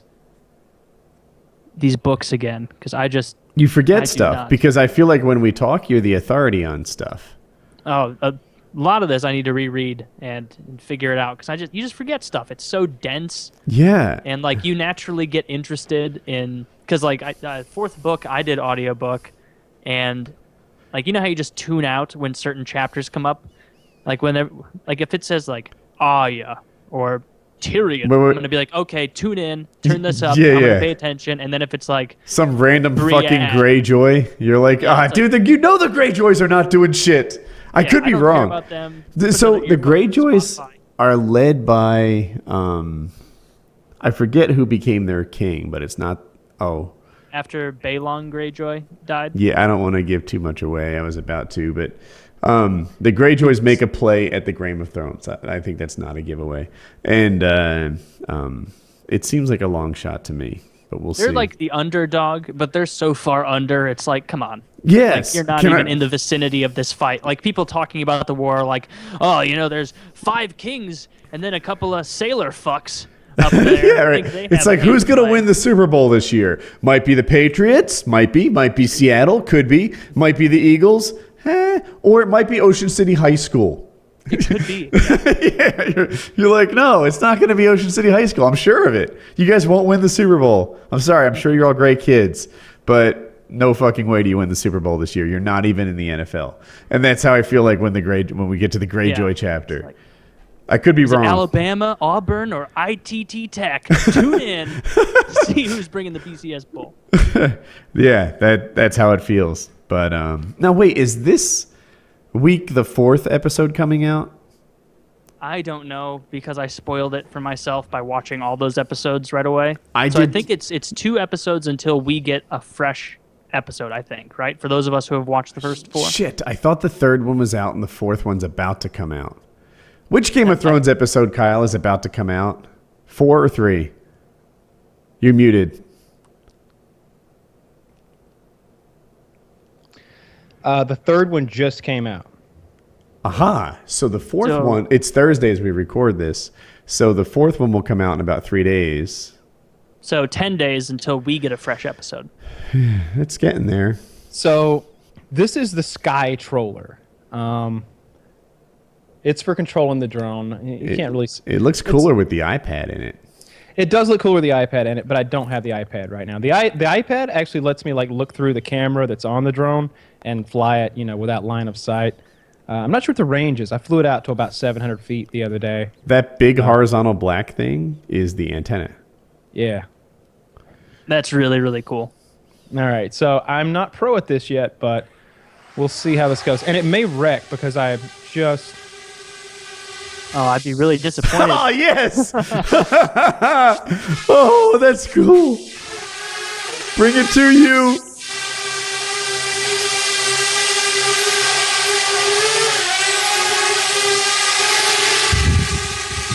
Hang on. It's blowing on the mic. Your collar moving. He is pro at it. Is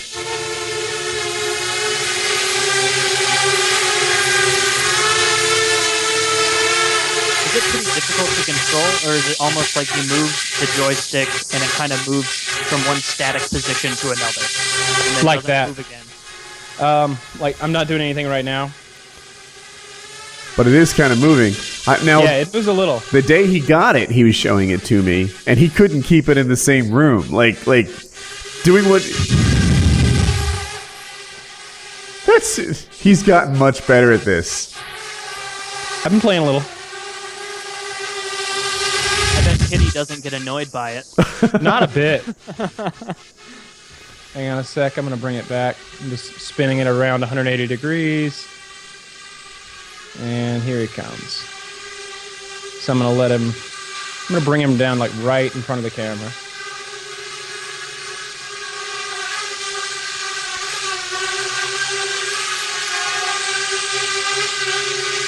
For those in the car, the drone's currently hovering.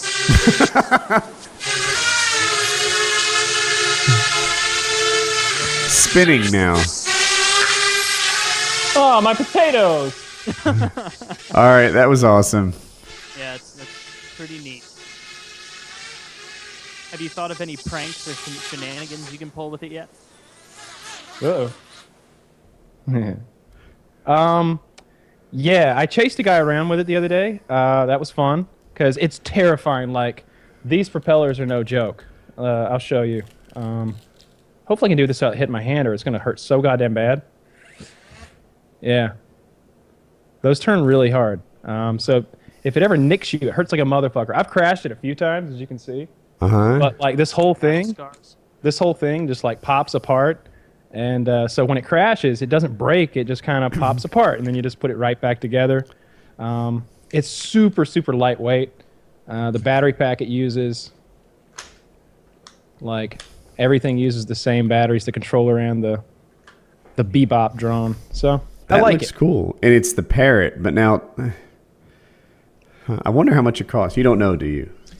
I think that the full kit with the Sky Troller and the drone costs like $900 or something like that. But you don't need a Sky Troller to fly this drone. I can fly this with my cell phone. That's probably a lot harder, right? That might have been the one you struggled with.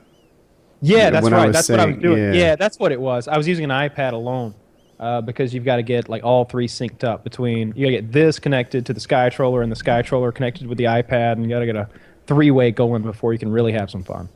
Eh.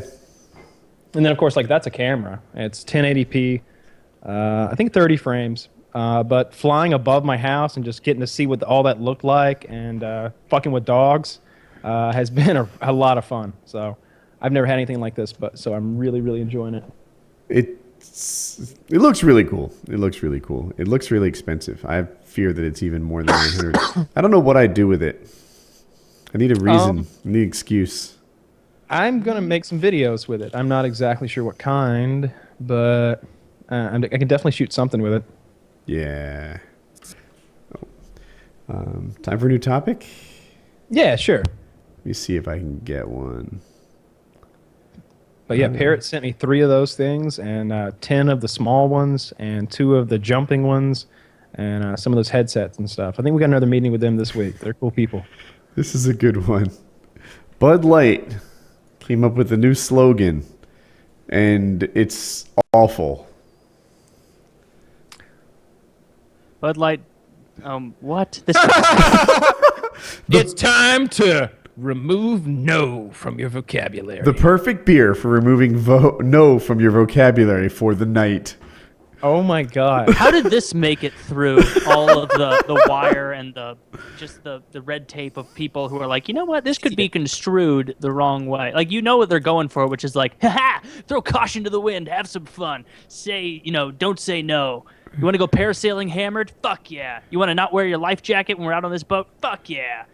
No, I can't even say no, but it comes off a bit rapey. A little. The rapey is subtle and remove your no from the vocabulary for the night. Mm-hmm. But I would say there are notes of rape, but not full on. It's not a musical rape. It's just it's awesome. So Remove no from your vocabulary. That's not even a good marketing ploy, even if there wasn't some maybe I need to hang on to no. Nope, yeah. You got out of trouble a lot. Yeah. No and Bud Light is part of a responsible evening. Like, you got to have your nose. Yeah. Yeah, without no, who knows where I would be? I don't. You'd be pregnant by now. Definitely. At least once. Yeah, that's a very bad idea. What do you think, Chris? I think no should be out of your vocabulary. Chris he's pro rape. That sounds like Mickey Mouse. He sounds just like Merker on PKN. Yeah. Well, hopefully he stops by, because good God, I was kind of looking forward to it. I wanted to grill him on some scenarios. Yeah, I've got some questions. We had a whole bunch of questions lined up for Chris, but he's partying with Hodor. You guys want to go light on him, but he committed to this and he's paid. Those things are both true. Maybe he has a good excuse. I guess we'll wait and see. Maybe something actually came up and he just wasn't able to be here. If that's not the case, he will rue the day. I know Hodor is familiar with us, right? Like, everyone here has a social media presence, and if fucking like 30,000 people called you a bitch, would you notice? We were really hard on Hodor. I didn't even. It happened before I even knew it had happened, and all of a sudden there were just thousands of people like fucking with Hodor on the internet because he wouldn't come on the show, and yeah, he knows who we are. Yeah, this guy He probably doesn't care for us. No. Oh my dude, look at his fucking Twitter, man. Like, here, I'll link you. Let's Hodor, not hey? pick on Hodor anymore. Wait till you see what a bitch he is in his Twitter picture. He's like 6'11". Look at that fucking guy with the angry face and the multicolored beard and half cut off. Bitch. I like his beard. Yeah, I think that looks kind of cool. Yeah. Are you kidding me? No, it's pretty cool. It goes beard, with man. him as it wouldn't look good for Hodor, but for however you say his first name. This is I like guess it's just Christian. You know that's not natural. You know that guy is sitting there with mascara, drawing an upper and lower beard on himself. Well, no, it's beard. It's probably colored, but I mean, I know that like Hodor's. I think Hodor's from some kind of nobility. I can't remember what. I think he was a Frey. But so this is what Hodor would be like if he had all of his marbles. He would be Lord Hodor. He probably was a Frey. Yeah. Fucking. It's not helping his case. No, it is not. Poor Hodor. I had forgotten about doing that to him. He did it to us, man. That was the thing. He's like, hey, I really love podcasting. So we reached out to him and we're like, hey, maybe you'd like to come on our show. Yeah, that sounds great. And then a bunch of our fans were like, you should do PKA. You should do PKA. It'll be awesome. And he's like, oh, well, now I'm so pressured. I'm not doing it. I really don't like the way you went about it or something. And then, I don't know, his agent said something that contradicted something he said. So there's lies involved and just bitch behavior. Very scandalous. Yeah, you guys can go all forgiving on it if you want. I'm not ready to forgive yet. What was the Dixie Chicks song? I'm not ready to forget. I don't listen to Dixie Chicks. I'm an American. They turned out to be right. Right. Now that the score is all set, did you see that? Ignorance is part of this. Did you see the Jon Stewart thing where he tore apart that New York Times reporter? No. Dude, so this New York Times reporter, I forget her name, Christine Hunter or something like that. And anyway, she wrote these stories for the New York Times, basically campaigning for going into the Iraq War, right? She would link Iraq with 9/11. She would just regurgitate what the Bush administration was saying. There are people by the Bush administration that were hired to sell the war to the people. And rather than like fact check their assertions, okay, here's a good example. There was at one time these aluminum tubes. Do you guys remember the aluminum tubes that could be used for atomic weapons? Taylor does, I guess. And the Bush administration pushed this lie that these aluminum tubes were used for atomic weapons, and it's proof that Saddam Hussein has an active nuclear weapon program. And then it turns out that that's not true. That you don't. These are not a thing. That you use these aluminum tubes in conventional rockets, and they have no purpose in like nuclear weapons whatsoever. And so anyway, she wrote this big story on the front page of the New York Times next to, like, on the anniversary of 9/11, saying like 9/11 in memory of 9/11 with this big photo, and then her story next to it about how Iraq was like trying to create a nuclear program. And then when they found out that everything in the story was bullshit, on page 13, they ran another story, page 13, by the way, that said, like, Saddam Hussein pursues other weapons of mass destruction. So the headline looked like more weapons of mass destruction, more evidence against him. But if you read it critically, you'd realize that was kind of an error retraction. And they're like, why didn't you put a literal retraction in there? And she's like, well, I wrote it, but I think, there wasn't enough space in the New York Times for it. And Jon Stewart just tore her apart. When was this? It's recent. Like, I'll look it up. So the lady wrote this as like, 14-year anniversary. No. Stewart interviewed her recently. But she wrote it at the time when the nation was being led into the thing. So the interview happened yesterday. So Stewart interviewed her yesterday about things she did in the run-up to the Iraq War. Striking while the iron's hot. Her name is Judith Miller. Well, I don't know. To me, I feel like he's getting his parting shots. Like, he's kind of righting the wrongs that happened on his tenure on The Daily Show. He's like, you know what? I want to talk to Judith Miller. Get that bitch on here, because she led us into the Iraq War. She was like a propaganda tool of the Bush administration who didn't do any fact checking, who fucked up in a serious way. If there's a voice of reason against Republicans, it's supposed to be the New York Times. And she just absolutely beat the war drum. And he had her on his show, and he beat the fuck out of her. And I'll miss that about Jon Stewart. I'm told his replacement is some sort of genius who speaks 7 languages, and he's the ideal guy. But he has big shoes to fill. Yeah, for sure. Did you see that Chiz made a little purchase? His paintball gun? Yes, I did. Chiz got himself a Geo3. That is an expensive gun.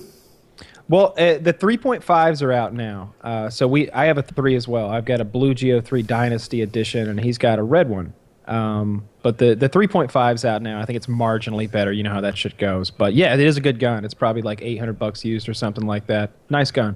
Yeah, it's I've used that gun. I've used yours, and in my opinion, it is better, but it won't get me any more kills. And a lot of its features, you just don't utilize as like just a recreational player. Like, it's got lots of modes. It's got a digital thing in the back with that digital thing in the back is nice. So mine also has. I have an axe, an Empire axe, I think, and it has all those different modes. Like, it has, you pull it once and 3 balls shoot. You pull it once and 1 ball shoot. You ramping up to fully auto. It has all that stuff. But since there's literally one light with different blinking patterns to tell you what you're getting, you need the instructions. Like, no one's memorized the axe instructions. I haven't. It's just a blinking light. You're like, beep, beep, yeah. They're like, do a long hold, a short hold, and a long hold. And if it triple blinks at you, you got it. And it's like, oh, fuck. Whereas, there were times when we were playing at the first paintball event where me and Trevor, or the second paintball event when we got those, and we pretty much had to like sit out around because we were both sitting there trying to figure out how to get our guns to turn back on. Just like, I think you hold it and then, no, fuck, god damn it, Kyle. And Chiz, on the other hand, has like a sexy lady that's like, you've just turned me on. Does it? Doesn't it have a sexy lady that talks? No, that's the Lux. Oh, my mistake. Ooh, It's got like a GPS voice lady on there. You There's change the accents. I can't recall exactly what she says, but it's like, she said she greets you when you turn the gun on. At least I've only seen it once. I was just playing, and she should say, "You turned me on."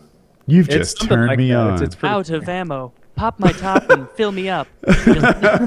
Stuff some in here. Yeah. Give me your tube. I'm looking forward to playing again. There's a jam. Blow on it and stick it back in. I think so. Some people were asking about the paintball thing. They're doing a big scenario event July 12th, and I'm like 90% sure we're going, or at least that I'm going. I'll do it again if it's, I would do that same thing again. Then I'm 90% sure that we're going. Okay. To do like another PKA event July 12th weekend at Paintball Explosion. All right. So. And how is this one different? Are they going to combine all the fields, Living Legend style? I think so. This is it's called Call of Duty World at War. That's the name of the scenario game. I'll look up the exact details. I've never actually thought to do that, which seems silly now. All right. I had a good time at the paintball thing. It went well. Yeah, I did too. It's always nice meeting the fans. They'll usually pleasantly surprise you. I saw Duct Tape Man. Easy got popular on the subreddit. Yeah, that's good. Yeah, everyone was like, I want to see a picture of the vest. And if they had seen Duct Tape Man 4 years ago, they would have seen, an awkward young man. They see him today, and he's thinner, he's taller, and by the way, his duct tape skills have improved dramatically. Yeah, he's great at it. It's the entire vest is like layer upon layer of duct tape, and it's like woven in spots, and there are spots where it's like sticky to sticky, and there's spots where like it's a whole mesh of stuff. Like he's great at that. And he can like wear it the next day because now it like unzips down the middle and like unfolds, and he can take it off like a regular vest. He's really got it going on. He knows what he's doing. I'm looking for the event calendar. Here it is. So let's see, July 12th, Call of Duty World at. I don't see any like more info here. So I don't know exactly what the deal is. It's called World at War 4 scenario game. That's the name of the game. July 12th. I have this list of topics, and somehow I have on here that Robin Williams hasn't made a decent movie in 8 months. Oh, Woody. You want to open up that can of worms? I know, where right? Everybody hated you for like 2 months. Was it 2 Woody months? has no understanding. He's an unempathetic monster. I was talking to Jackie about it recently. Why would they say that to Patch Adams? Like here's from time to time, everybody gets a little bit sad, and I forget, somehow I mentioned suicide to my wife like a long time ago, like 8 years ago or something, and she's like, in my head, I thought to myself, if that were to ever happen, like if I were to just give up like that they'd all be like, oh, poor tortured Woody, it was really tough, he just couldn't go on anymore, we loved him while he was here, etc. But Jackie was like, no, I would never forgive you. I would remarry and I would say bad things about you. I would, you would have quit this family, and that is not okay. That, committing suicide, she was not in favor of this idea. And one of the things, she was like, your legacy would not be a positive one. It would not be some tortured guy. It would not be some guy who, gave it all he got and had no more to give. He's like, she was just basically like, screw that. That's not how you'll be remembered. You'll be remembered as the guy who left. Yeah. That's an attitude that more people need to adopt instead of the tortured genius who couldn't bear the weight of the world any longer, because then it just encourages people, I think, who are on the fence about it to be like, you know what? I do want to go down.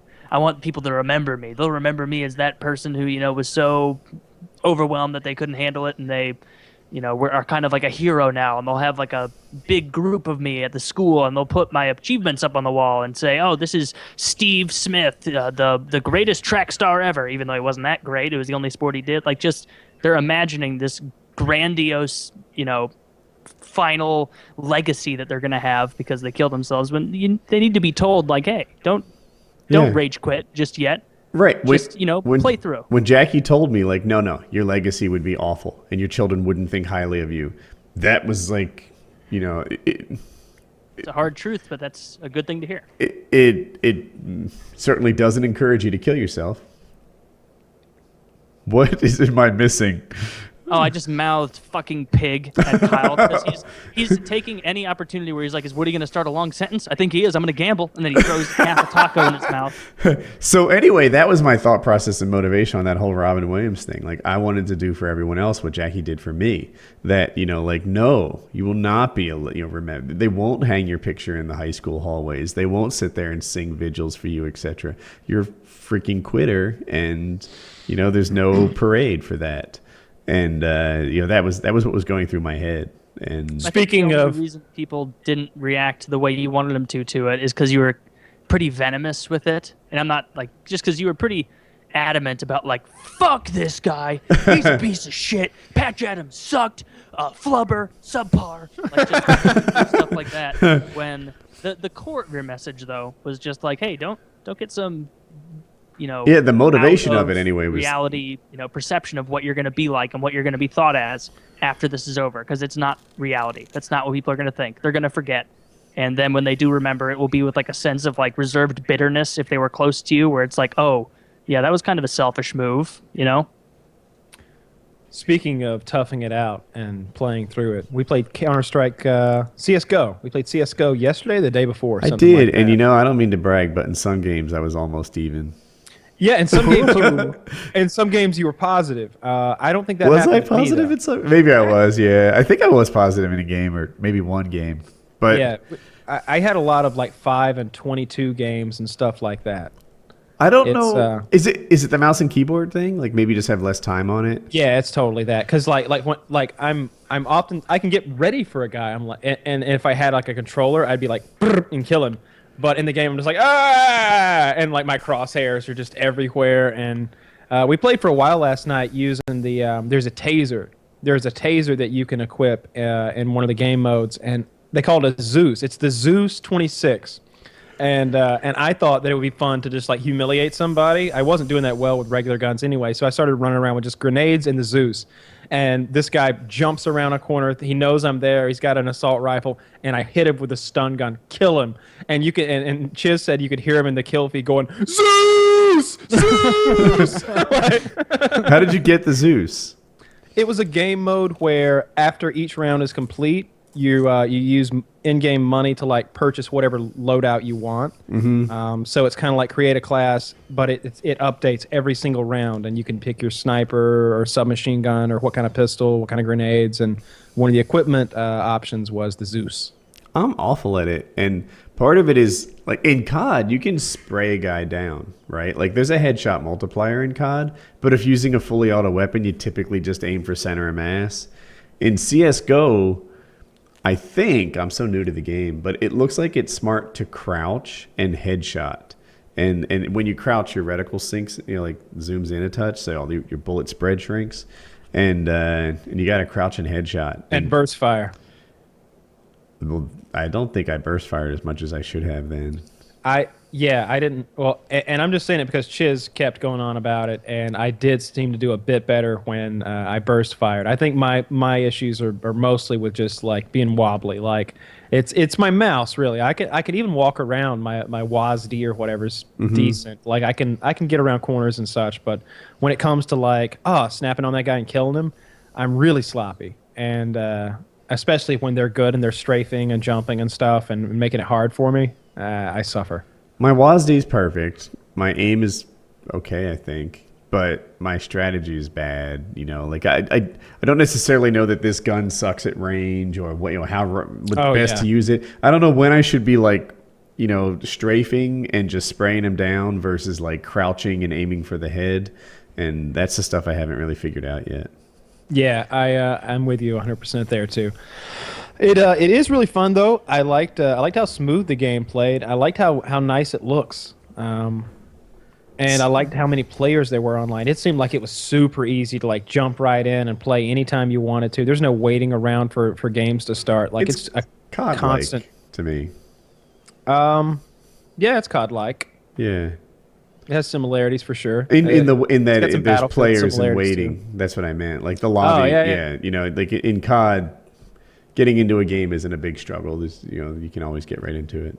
Did you only get one kill with the Zeus taser? I think I got 1 to 3, something like that. One of the things is it doesn't do 100% damage, so you had to catch them when they were a little bit wounded, apparently. Because we shot a guy one time, and it did like 94 damage or something like that. So I shot a couple people with the Zeus. I think Chiz did too. Would you say that it's strong enough to deter, say, a virtual rapist? Oh, totally so. Yeah. If there were a virtual rapist after you, I feel like you could fend them off with the Zeus, unless Chris, they were hacking. How do we feel about virtual rapists, Chris? Well, you're in favor of it. I would not have guessed that. Wow. Oh. Yeah. How do I look at Chris Hansen? I think I need to look. Let's do you have that thing about the virtual rape? You want to? I do. Yeah. Let's pull it up. So let's give some backstory for this. What do you familiarize me with it? So, what's the lowdown? What's the skinny? I feel like the video starts it off, preps it really well. Let's just watch the video. I think we're good there. Okay. We lost Kyle for a second, but we just need to watch like the first minute and 3 seconds. Well, Kyle, silly Kyle. Kyle, you fuck. He's doing this on purpose so he can gorge himself on a cold 7-layer burrito. I guarantee you know Kyle. You know his tricks. That's exactly what he's doing right now. He shut it down on purpose so he could eat the rest of that disgusting, tepid diarrhea feast. 3-hour-old burrito. Yeah. Yeah. They came. It's like 3 hours old at this point. 4 I hours. wonder what he eats during the day. Like he shows these taco meals, right? Like, look, I just got like 14 pounds of Taco Bell, but it's an event, right? Did he eat it all today? No, probably like when you're that skinny, or he's not skinny. Like when you're that fit, when you are not overweight like that, when you watch people eat a feast like that, that's not their everyday. That's a once in a while thing. And when Kyle does go to Taco Bell twice a week, he probably balances that out by not eating for 10 hours before that day, or if he does, it's a snack. Like you just simply can't eat the way he does like that regularly and not be a big fat fuck. Like there's no way. It's a treat for him. Text him and see what the scoop is. His mouth's full, so he'll just be chewing. Is he texting us right now? No. Well, I'm pretty bummed about this Chris Hansen thing. He texted me the word internet. I'm going to say, can you fix it? This used to happen to him a lot. Oh, by the way, Crunchyroll and Squarespace are our sponsors tonight. They are flipping amazing. Squarespace is for websites. Squarespace.com/PKA gets you, a monthly discount, I think, or some percentage off. Check that out. And Crunchyroll.com/PKA will get you your first month free. I think it's $6 a month after that. But if you're into anime, nobody does it better than Crunchyroll. And if you need a website, Squarespace is where to get it done. Yep. 2 pinnacles of industry, respectively. Go with one of them, and you won't regret it. Exactly. And if you need a website about anime, I really think you should get both. Mm-hmm. Yes, you should. And tell them that we sent you. Use the PKA code. Yes. Save some money. Don't be a fool. What kind of person wouldn't use our code? It's foolish. I know. It's jackasses. What Do you want to watch this thing? Sure. Yeah. All right, let me fix your thing. Kyle might be gone for a little bit, so I have to fix the screen share because your picture got bigger. Let's see.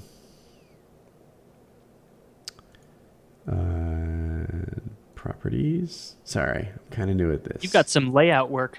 I do. Ahead of you. First, Chris Hansen doesn't show up. Then Kyle stops to gorge himself on Taco Bell. I want to say, I'm not sure if XSplit would be easier. Oh, well, shit. Sounds promising. I'm not sure if XSplit would have been easier or harder for this. Well, that didn't work like I wanted it to. What are you even doing? Just setting up the way our faces look on the screen for the upload? So I grab like a subregion of the screen and say this subregion is Merca, and then I have to like take that subregion and sort of move it around to fit you on the layout. So it's not terribly hard work, but what was going wrong was I was grabbing the corner of Skype and like changing the size of the window instead of grabbing the corner of the subregion and putting it where I wanted. And now you're all set. Now it's just you and I, really. I could use the PKN background if I wanted to. Yeah, might look better, a little more clean. So Kyle texted us and said he's resetting his router, which for Kyle speak, for those of you out there, means he's taking a hot shit to make room for the rest of that garbage. Let's check out this then video. He'll hop back on like a hero, like, oh, I got it fixed. I forged ahead through diversity, got it working, when really he's just eating. This one has the wrong screen too, but it's okay. We're gonna roll with this one in case Kyle comes back. Are you ready? Yeah. Ready, set, play. It's a frightening and disgusting trend in the world of online gaming. Hackers rewriting code to simulate sexual assault. Shauna Hunt is live with the disturbing reality of virtual rape. Shauna. Virtual rape. Well, Roger, in the world of gaming, modifying characters is actually a common thing, but these cases are extreme. These hackers, they're taking control of games being played online, and they're staging these violent attacks, and the scenes are so disturbing, we had to blur the images. Online, they can take your character, lock them in place, have made their character pantsless, and then can simulate sexual assault with your character, and you are helpless to stop it. The graphics are so good, this attack is eerily realistic, but this is virtual rape. This is great. Rewriting code. Oh, this is hilarious. Online video games like Zombie Apocalypse and they tried to Grand Theft phrase it Auto. The like it violent was scenes so are then filthy and posted to awful YouTube. and just degenerate, but really it's just silly. It's just goofy nonsense, and like how great and how comfortable, what kind of life of abject luxury do you live in this first world when you can complain about something completely imaginary, completely imaginary. Just the next step is like, hey, that guy thought something racist. I can't tell, but he looks like it. I've been virtually raped. I can tell what's happening. Like it's what? Did you know that I've been virtually raped? I believe you. This has happened. In DayZ, there is a feature where you can bound another guy, like you can make him tie his hands or something. He has to agree to it, but I'm in a bad position because I'm like severely outgunned. And he first he ties my hands together and makes me get down on my knees, and then he makes me blow him. I have to give this guy a blow job. Hey, Kyle. You have to make sound effects and noises. I didn't. I refused. You know, he was like, "Get on your knees," and I'm like, "Oh, this is getting really gay." And see, now you're both like in the picture. 30% more of this, and I'll be uncomfortable. Yeah, but we watched that video, Kyle, with the virtual rape, and anyway, so yeah, the guy virtually raped me. He virtually sexually assaulted me, and I thought it was hilarious. I mean, I didn't like that my character died, and I lost all my cool stuff, but it was a funny story. I retold it on PKA or PKN or something, and I am not the least bit traumatized. If you're traumatized by virtual rape, don't play Grand Theft Auto. It's not for you. Like, the characters are standing there, like the way that lady was describing it was just like, oh, it's just, it shouldn't be allowed. They should be banned from the server. And I was thinking like, okay, this is probably pretty raunchy.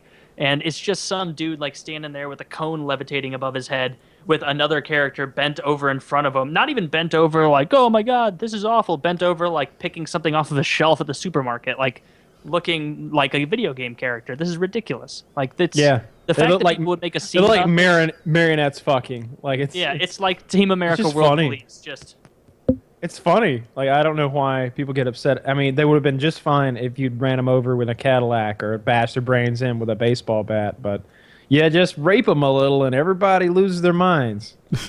Yeah, all this imaginary virtual shit. Like, but I was just saying, Kylan, wouldn't you agree that it's a sign of a flourishing society when these are seen as problems? Just a flourishing first world hoorah country when this is what we have to worry about. Is like, you know what? Some make-believe stuff online that I do in my free time wasn't totally good with me recently. It's like, oh my God, blog about it. Like, it's just, I don't know. It's it really makes silly me to not like feminism. because that woman I think is a feminist. I think I've seen her in other feminist propaganda. I don't know. One needs a better term. And just complain about the right stuff. Complain about actual gender inequality issues. When you focus on this kind of bullshit, I have a hard time with lining up. Work on something that's serious. Maybe, I don't know, take a look and be like, hey, all this female genital mutilation or all this shit happening in a foreign country, that's really not cool. We need to take steps to, make sure people are aware this is still happening and maybe donate some money to a cause or whatever the hell you can do to even stop that, which seems difficult since it's so culturally ingrained some places, instead of being like, hey, this person online in this video game did something I don't like. And it's like you can no longer take someone seriously when they've complained about something so petty in sincerity. Like they're not complaining about it to be funny. Like they're really pissed. I don't know. And it seems really female oriented, which I guess you'd say all feminism is, but they claim not to be. They claim like, oh no, this is helping guys too. Oh really? Are you worried about prison rape? No, not so much. It's about breast cancer and women's wages. All right, well then, don't bullshit me about being for everybody. Yeah, just let them complain about stuff. But then if you do start to complain about something so minute and silly and such a non-issue, then just expect for everything else you say to be taken with a grain of salt as well. And who are they picking on? They're picking on Gamergate and bullshit like that? Seriously? You worried about fucking what armor women are wearing in video games? It's a serious problem, Woody. It's not, though. It's not a serious problem at all. It's total horseshit. Woody, you're telling me that game manufacturers who pander primarily to the biggest gaming demographic, which is men, are going to make games that appeal to that demographic? Now you're just being ludicrous. Now you're being silly. I'm going to get myself They need to in trouble. cater to specific people individually based on how much they blog. So Lego makes Legos, and mostly boys like Legos. That's a thing. So they made new Legos, and they cater to girls. They're like pink and like easier to put together or something like that. That's not true. They're not easier to put together. Come on. It's like a five Lego set. Like, how could they be easy? That's the most sexist thing I've ever heard. Great. I love that. You're like, I don't know, they made them pink and they double as a tampon and they're really easy to put together. All right, bitch. Here they are. Oh shit, these are lame. This is what they made. Oh, okay. I see what you're saying. There's only like a couple working pieces in this whole thing, and I don't like the Lego character either. Dude, there's literally a sink Lego for the girls. Like, let's make dishwashing fun. Get used to it. Get used to it. Got your serving tray? Like, there's literally a serving tray Lego for the girls. That's awful. I mean, if kids want to play with this, let them go hog wild. But this just seems so boring. I judge people about the way they raise their kids so harshly for someone who doesn't have any aspirations of even ever having a kid. When I'll walk past the toy section at Walmart and I'll see some like scumbag parent being shitty to their kid. Like, no, one Barbie each. And I'm just like, what a shitty parent. But the toys are awful. The toys now, it seems like. What was wrong with the one Barbie each rule? I think what really bothered me, it seemed like the boy was getting all the cool toys and the girl was getting some shitty toys. That's what it was. I see. Yeah. I think the girl. You can't judge the kids' toys. They're kids. They're gonna pick out whatever they want. So you can't be like, he has better taste in toys. This kid's going places. Parents were like assigning toys to the kids. They were like, yeah, you go over and get you a monster truck, Billy. We'll play with that later. Go get some makeup or something. I don't fucking know. Your horrible mother was still here. It was just like, I don't know. I hate white trash. It's like an uncomfortable situation in the toy store. You were watching. I get my oil changed at Walmart, so I end up spending like 2 hours walking around Walmart every time that happens, and I see some shit. You given 2 hours in a Walmart, you probably do. So I don't doubt that story one bit. They're really depressed. My daughter took this Lego thing as a big issue. It was like on her mind constantly for a week or two, which is pretty long Why? for a teenager. She felt like Lego was doing some major evil by coming up with crappy girl-oriented Legos. She's like she didn't like that the figures looked more human-like. You know, that was pandering to girls, and that the girls should have the same Legos as boys. And It is pandering to girls, and it's pandering to boys when they make a spaceship with a bunch of guns. Like, companies are going to make what they think That was people my will thing. buy. They're not doing it nefariously, like, this is how we'll manipulate children. They're like, no, this is our market research, and this is what we're going to make as much money as possible. That's all they're doing. Yeah, and if you want your kids to have some different toys, just buy them different fucking toys. Yeah, they're kids. They don't have money. I wouldn't buy them. I like that. It seems to me that the girls will buy the ones the girls like, and the boys will buy the one the boys like, and you know, dude, knock yourself out. Girls are fucking. I remember the toys that my sister bought and wanted when we were growing up. My toys were always cool as shit. They launched things. They shot things. They were all the only cool toy she ever had was the Easy Bake Oven, because I mean you basically had your own brownie supply. I mean that is cool. Yeah, like if there had been a male Easy Bake Oven, I'd have wanted one. That thing was pretty awesome. I wanted one. So the tough guy toaster. Add on oven. 5% because I wanted an Easy Bake Oven as a kid. Yeah. It's I mean the ability to make your own brownies as like an 8-year-old is pretty fantastic. But other than that, all those dolls she had, like these porcelain dolls with the real human hair and like all that bullshit. Those like American Girl dolls, those are still popular. And she was probably looking at your toys and being like, "Those are shitty. Look at my cool doll that I can put all these accessories on." Oh, no, she'd get upset because I would get one toy. Like my Christmas would be like a bolt action rifle and like a bunch of ammunition, or like an ATV or a car or something, and then she'd get like a bunch of little things. And the nature of $10, $50 toys is they're all going to be gone in 3 months. But the nature of my, $600, $700 toy is I've got it now. Like 29-year-old me still has that gun. So like that happened a lot. And she always complained. It was and Dad was basically like, pick better toys. Yeah. like what do you want? Let the kid pick out their own toys. And I have a brief little story about this for when my younger brother, I don't even remember how old he was, probably like 4 or something, or 5. And I remember that for his birthday, he wanted a Shave Me Ken. For those of you who don't know, it's like this. Ken is Barbie's husband or boyfriend, some shit, hookup. Is he 100% gay by chance? Ken? I don't know. No. But he's dating Barbie. No, my brother is not. And he, as far as he was a child, but he saw Shave Me Ken and this pink Barbie convertible that was remote control. And for some reason, he just got it in his head that he had to have that convertible car with the Shave Me Ken, because the commercial was like, put the shaving cream on his face and it comes right off, and his stubble would like disappear. And I remember when he opened the present, being there, because like I was the outsider looking in, and is he older or younger? Younger. And he was freaking out like, I got the car, like holding it up, and like was so excited about it. And I didn't get it at the time because I was only like 7 or something, but I looked up and I saw my dad sitting at the kitchen table just kind of like this, with his hand in his head like, oh, is this the beginning of a long trek somewhere, or is this just a goofy kid? And in the end, it was just a goofy kid who wanted some girls' toys one year. But it was funny looking back on it now, seeing the look of disappointment in his eyes. Have I ever told you about my lemonade stand as a kid? No. Dude, so so at the top of my block was the RCA store. Do people even know that as a company anymore? It was a big electronics company. They hired engineers and went to space and shit. And so, we decided to have a lemonade stand, make a few bucks. We go up there. We don't make shit. Like in 2 hours or something, we made like $2. It was awful. There was 2 of us, so we had to split it.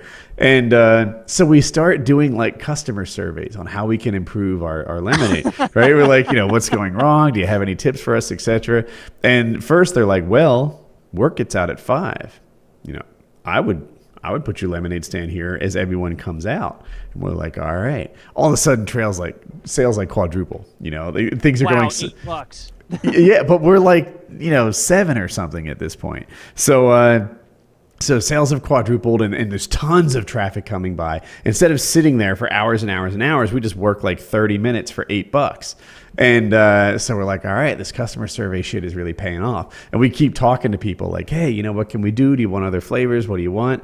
And they said, well, payday's Friday. I'd come on Friday. Sales double again. Now we're making like $16 in like 30 minutes. And we're all excited about this. We get back to my friend's house, and his fucking alcoholic asshole dad was like, well, that was my lemonade powder. I'll take the 16. And his fucker took all our money and bought booze with it. That was my child. That's a good life lesson for taxes and things like that. yeah. The irresponsible government comes in. I'll be taking that. I got some missiles and some brown people. It's a whole thing. Don't worry about it. Yeah, he like we went over to that guy's house. You know, we went over his house all the time. But my friend left his bike like in the driveway, and the fucking drunken asshole got in his car and mangled the bike. Just like he ran over it, and it was just a twisted mess of its form. And this wasn't like a truck or anything. This is like a 4-door sedan that ran over a bicycle, right? Well, he knew there was a kid attached to the bike. Yeah, like, he doesn't care. You know, and like as a kid, I was like, oh, he hit the bike. That really sucks. As an adult, it's like, no way you run over a fucking regular car over a bicycle. It pops out the front, and you don't know what's happening. Like you didn't catch this scenario going down. So loud. It would be so loud. You gotta be drunk as a skunk. To picture that while he's driving like a Dodge Neon than it is that he like accidentally hit it with a Toyota Tundra or something. With $16 of children's money and lemonade on his breath. like what a scumbag. Yeah, and so he ran over the bike, and the neighborhood parents all got really mad about it. But the neighborhood kids are all like, well, mistakes happen. But now as an adult, I'm siding with the parents. I mean, that fucking drunk asshole was riding through this like, you know, little suburban neighborhood drunk. Right. That's great. Crushing bikes. So did you That's like not even a little buzzed driving. That's just full on blackout drunk hammered driving. He was an alcoholic, and his profession was bartender. So that was the thing. Well, at least it wasn't enabling him. He might have drank on the job. That was my theory. I think Did you ever try to like get your lemonade stand or anything like that going again? Yeah, we did stuff like that again. I remember one time we had to raise money for the Boy Scouts, so we applied our lessons learned. Like, all right, yeah, we can raise money for Boy Scouts. We'll just go to the RCA Friday at quitting time, and that did really well. You know, I saw a thing on Reddit the other day. It was a shower thoughts, and they said something along the lines of, you know, why don't the Boy Scouts sell jerky like the Girl Scouts sell cookies? It seems like I a don't good want idea. their off-brand jerky. They could. What if Boy Scout Girl Scout cookies? You don't think of those as off-brand? No, but they're not good. Everybody creams their pants talking about mints and shortbread cookies. Nah, and fuck all like, that. I would rather have Samoas. Oreos. Those Samoas are delicious. They're just not. Everybody just beats each other off about, oh, I can't wait for the Girl Scout cookies to get here. I can't wait for the Girl Scout cookies. There's graham cracker, there's Oreos. caramel, there's chocolate, there's coconut. Nah, the Samoas are legitimately Samoas are legitimately like one of the best cookies out there. I got some Samoa ice cream upstairs. Some Chewy Chips Ahoy. You know why they have Chewy Chips Ahoy and not shitty those Girl are Scout gross. cookies in the store? Is because everybody wants them. Everybody wants Oreos double stuffed. Those Everybody are wants children special Oreos. I feel like Chewy Chips Ahoy are like the most childlike of all cookies. Like I feel like you need a cup of juice to go with that. Oh, it's too childlike, and you're buying it from 6-year-old girls on your front door. Yeah. Girl Scout cookies are the cookies of adults. They are not good. Who buys Girl Scout cookies? Kids don't have money, like you said. Pedophiles buy Girl Scout cookies. Well, yeah. But Girl Scout. What do you think, Mr. Hansen? Those fucking folding card tables are Kyle's Tinder. Swipe right on this, babe. That's all. No, I don't like Thin Mints very much. I don't think they're that great. The shortbread things are just terrible. I think there's some peanut butter ones. I don't like those either. And then there may even be like lemon snaps, but the only good ones are Samoas. Those are the best ones. They're coconut, caramel, chocolate, and graham cracker. And I think that sounds good. Like 10 years ago, I said those are the best ones. 10 years ago, I said these like peanut butter ones were good. Now people buy them for me, and I'm like, it's a fucking chore. They're not that good. And you have to hold up the lie. Like the second year they've done it, we're like, oh yeah. We thought of you. We got this for you. Can't wait to get home and devour these. I love Samoas. They're like one of my favorite cookies. I like Oreos. I like Samoas, and I don't know. I guess I like this M&M cookies, the white macadamia nut cookies from Subway. Those are good. My daughter's school is raising money right now. And that reminds me, I bought something. Soup tops or whatever. They did a silent auction, and I bought something. That looks good. I don't know how quickly I can find it. I want to get. You guys run the show. I'm gonna try and be back in less than a minute. I'll ask Jackie where it is. That way I won't be gone as long. I don't know. Kyle, you think we can run it? I'm just going to eat Taco Bell the whole time he's gone. And I'll just go on a monologue about Thin Mint cookies. I really do like those Samoas. Those are good. When did Girl Scouts sell their cookies? When does that happen? Spring, maybe? So it is spring, so you'd think it'd be cookie season. When Jackie texts me back, we'll find out. I need to find some Girl Scouts. Are there any other like foods that I'm like excited everybody about this raves thing about I that bought. you think are disgusting? Just like, or just not disgusting, but not as good as everybody says that bothers you? I'm trying to think. KFC. Yeah, KFC's not very good. Taco Bell. Well, Kyle's for those of you listening, Kyle just gave a look of stern disdain towards Woody. He does not approve. Yeah, no, I everyone goes wild about Taco Bell. It's like it somehow became fashionable almost. Bacon is another one. Like I like bacon fine, I guess. I mean, it's okay. But on the internet, people treat bacon like I think it's a big joke, but people are just like, oh my God, bacon is the most amazing thing. There's the TV commercials where the woman put bacon in her purse to attract guys. Oh, you found it. Thank you. Can I read to you what I bought? Yes. Read it like Floyd Mayweather. Mr. Michael Farrow. Imagine Lord of the Rings. Mr. Michael Farrow. Yeah. Mr. Michael Farrow.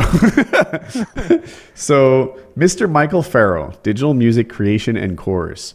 This is what I bought. An original personalized song written and performed for anniversary or birthday. Now, it's not limited to those two things. Have you ever wanted to write a song for your partner? Michael Farrell will write an original personalized song in the gender or genre of your choosing, including the details of your relationship. The package includes one performance, one digital recording of the song. It's a steal for a wedding, birthday, engagement, or anniversary.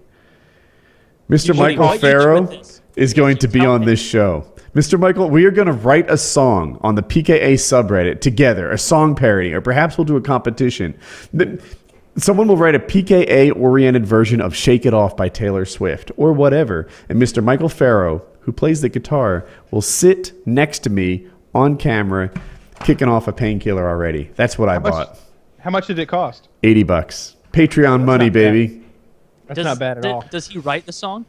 So you get him, like, he the says topic he and writes the song, but I think that in this case, we should write the song. I think that it should be like us and the subs putting together, and maybe he could rap. I don't know. We got to get this guy singing. Or you come up with a scenario for your freebie where it's like, honestly, I just found out my wife's cheating on me. I'm about to break up with the bitch, and I want to do it this way. Break it off. Break it off. See? Have him write a really uncomfortable song. The only qualifications is I don't want to include any mentions of rape or curse words. Like, this guy can't lose his job. He can't read the lyrics and be like, what? No. I don't think me and Kyle were, holding our breath hoping for that. So I'm fine with none of that being not you as long as two. it's not virtual. I was thinking of involving the subreddit and like, hey, write some lyrics. Let us know what like come up with a couple verses and maybe picking the best one. I don't know, but we could do we're gonna have a guy perform on Painkiller already. He's the music teacher at my Hopes High School, and it should be awesome. Yeah, that's actually a pretty cool win given what you do for a living now. And maybe he'll I'll make you famous, Michael Farrow. Yeah, maybe he'll blow up after this, become the next Justin Bieber. Probably not, but No. Be egging houses. How old is this guy? I don't know. I don't know what he looks like. If I was I know nothing about him. I just know that he's a music teacher, and I confirm that he plays the guitar. Well, that'll be good. Yeah, Looking forward to that. I'm really excited about it. I think it was a really good purchase. Yeah, cheap enough. Yeah, so I won. We should take our money out of Chris Hansen and into song parodies. Yeah, we could have him the next 2 months for what we gave Hansen. That's true. We should totally get a refund out of Chris Hansen, who didn't show. Get no entertainment value out of that guy. I really do kind of want my money back on this shit. Well, I mean, I'm sure he'll show up at another time, right? Well, is he going to be on time and professional and shit? I mean, at this point, he's 3.5 hours late. I don't think I can recall ever being this late for something like that. No. Well, I'd say he's called it off at this point. I don't think he's like, I'll be there. Let me just finish this last thing up. Like, it's not like that. Like, he's not rushing to get here right now. Like, that's over. But he's probably forgotten about it. Well, then, Was it the agent you guys spoke to, or was it just him directly? He said he would be here. I think it's his agent. It just seems like we should, get our money back. It's true. Very unhappy about this. Yeah, you might say, well, I'll come some other day. Well, I mean, yeah, but we could have had a guest tonight. Mm-hmm. We could have had someone else, and now Kyle's frozen. Yes. So effectively, it's PKN again. Uh-huh. I wish Chris Hansen were here. Wouldn't that be nice? It would be nice. Ask him all. We came up with such great questions, you guys. We did. Great questions. We've got a whole bunch of them listed along the side. Questions. Mm-hmm. He was going to chime in on the virtual rape video game thing. I would have been interested in his opinion on that. But I'm almost kind of afraid when he gets on here that it's going to be like not tell all, because he's not going to do that. He's not writing a book or anything. But I feel like he's going to be too reserved about everything. I'm hoping that he'll be awesome. Right, he works in entertainment, so like when we got Anthony Cumio on here, that guy could have led this show. Oftentimes our guests, if you left them to their own devices, would just sit there boring and scared. But Anthony Cumio is not that guy. Anthony Cumio could easily do this. He does it for a living. I would hope that with Chris Hansen, he hits it back. Yeah, he doesn't just say yes, no, and be boring. He engages and develops and turns something small into something big. I would hope that with a guy like Chris Hansen or anyone who works in entertainment, that they would light up and know how to do an interview and hit it back. But or they could just fucking irresponsibly not show and not tell us and have their agent not get back to us also. Just go total radio silence. That's one way they could go. Yeah, that's the worst way. And it's what's happening. Is there a way to just cancel payment? I'll have to look at it. Product not as described would be the thing I'm looking at. But, I want to look at the product description and make sure that it's that I'm right on this. Oh, is that like what it's called for Kickstarter or whatever? If you want to for PayPal, renege and then take your money back. For PayPal, that's if you buy something and this product not as described like that, then that would be a thing. But whatever. It's early to fuss about this. I'm just upset. I'm mad right now because he told us he'd be here and he fucking flaked on us. Like maybe he's out catching a pedophile. Nope, because the show hasn't even started back up, and he doesn't do that unless the show is filming. Maybe he does that in his private time. Like that's just what he does. Like we'll see on Twitter or TMZ later that like he killed a pedophile tonight, and we'll be like, well, he was, the pedophile is in the kitchen, like frantically looking around for cameras, as he walks around the corner with just the mic. Have a seat. Have a seat right over There's no one else here. here. There's not even a girl. I got bored and didn't want to do a podcast. My new show is a little bit like To Catch a Predator and Dexter.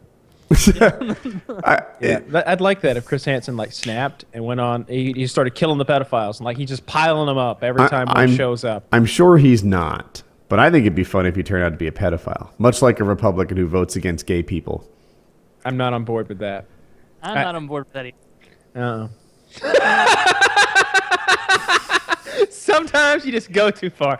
Like, it was okay when he was piling up pedophile bodies in the garage, but when you made him a pedophile, that just seems like... I was just... It happened recently. A Republican who voted against gay rights his entire career came out as gay. And somehow that parlayed into, like, wouldn't it be funny if the To Catch a Pedophile guy, was in a similar situation? It would be the perfect cover. It would. Like the guy who was totally against it had his own show, and then he ends up doing it. No one would suspect. I don't know. I don't get why gay elected officials who are Republican have to vote against, like, hate themselves so much. Mm-hmm. I don't get it. You're just gay, dude. It's okay. Like, no one gives a shit that you're gay. Well, their electorate cares. Go Democrat it then. I don't give a fuck that they're gay. You just, dude, suck a dick. Make some guy happy. Knock yourself out. You don't have to. You heard it here first. You don't have to devote your entire career to self-loathing. I don't get why you're so tortured, and it's a pretty common story. Just, you know who doesn't suck dick? That's Crunchyroll. Now, the world's largest online that's their new repository logo. for anime. That's right. Catchphrase. We don't suck dick around here.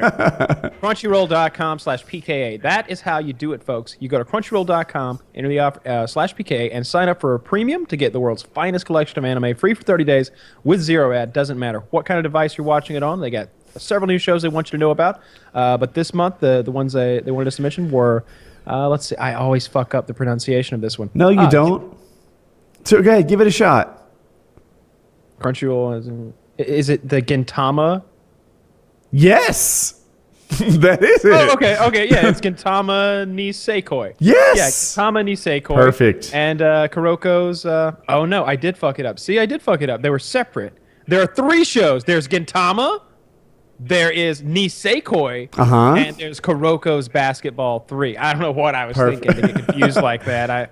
I love these shows. What can I say? So What's Kuroko's Basketball 3 about? You mentioned it briefly to me before the show. It's so fucking good. It's a little bit like Space Jam, but yeah, it's like Space Jam, except there's some like communist overtones, and I'm pretty. Yeah, it's a little weird. It lost me in the 3rd season, to be honest. I like the 2nd season though. Kuroko's Basketball 2, if you're familiar. But Kuroko's Basketball 3, that's on there this month, so check it out. Crunchyroll.com/PKA. Get a free month. And I also wanted to mention Squarespace. Squarespace is truly in my heart. I think they are my favorite sponsor. Squarespace, the all-in-one platform that makes it fast to create your online professional website, portfolio, or store. For a free trial and 10% off, visit squarespace.com and enter offer code PKA at checkout. A better web starts with your website. They are really nice. I think... I'm sorry, I lost my place. Yeah, plans start at $8 a month and include a free domain name if you sign up for a year. So, there you go. On Kuroko's Basketball 3 here, I'll explain it. Now in their 3rd year, Kuroko and the team started to prepare for a three-peat of the national championship.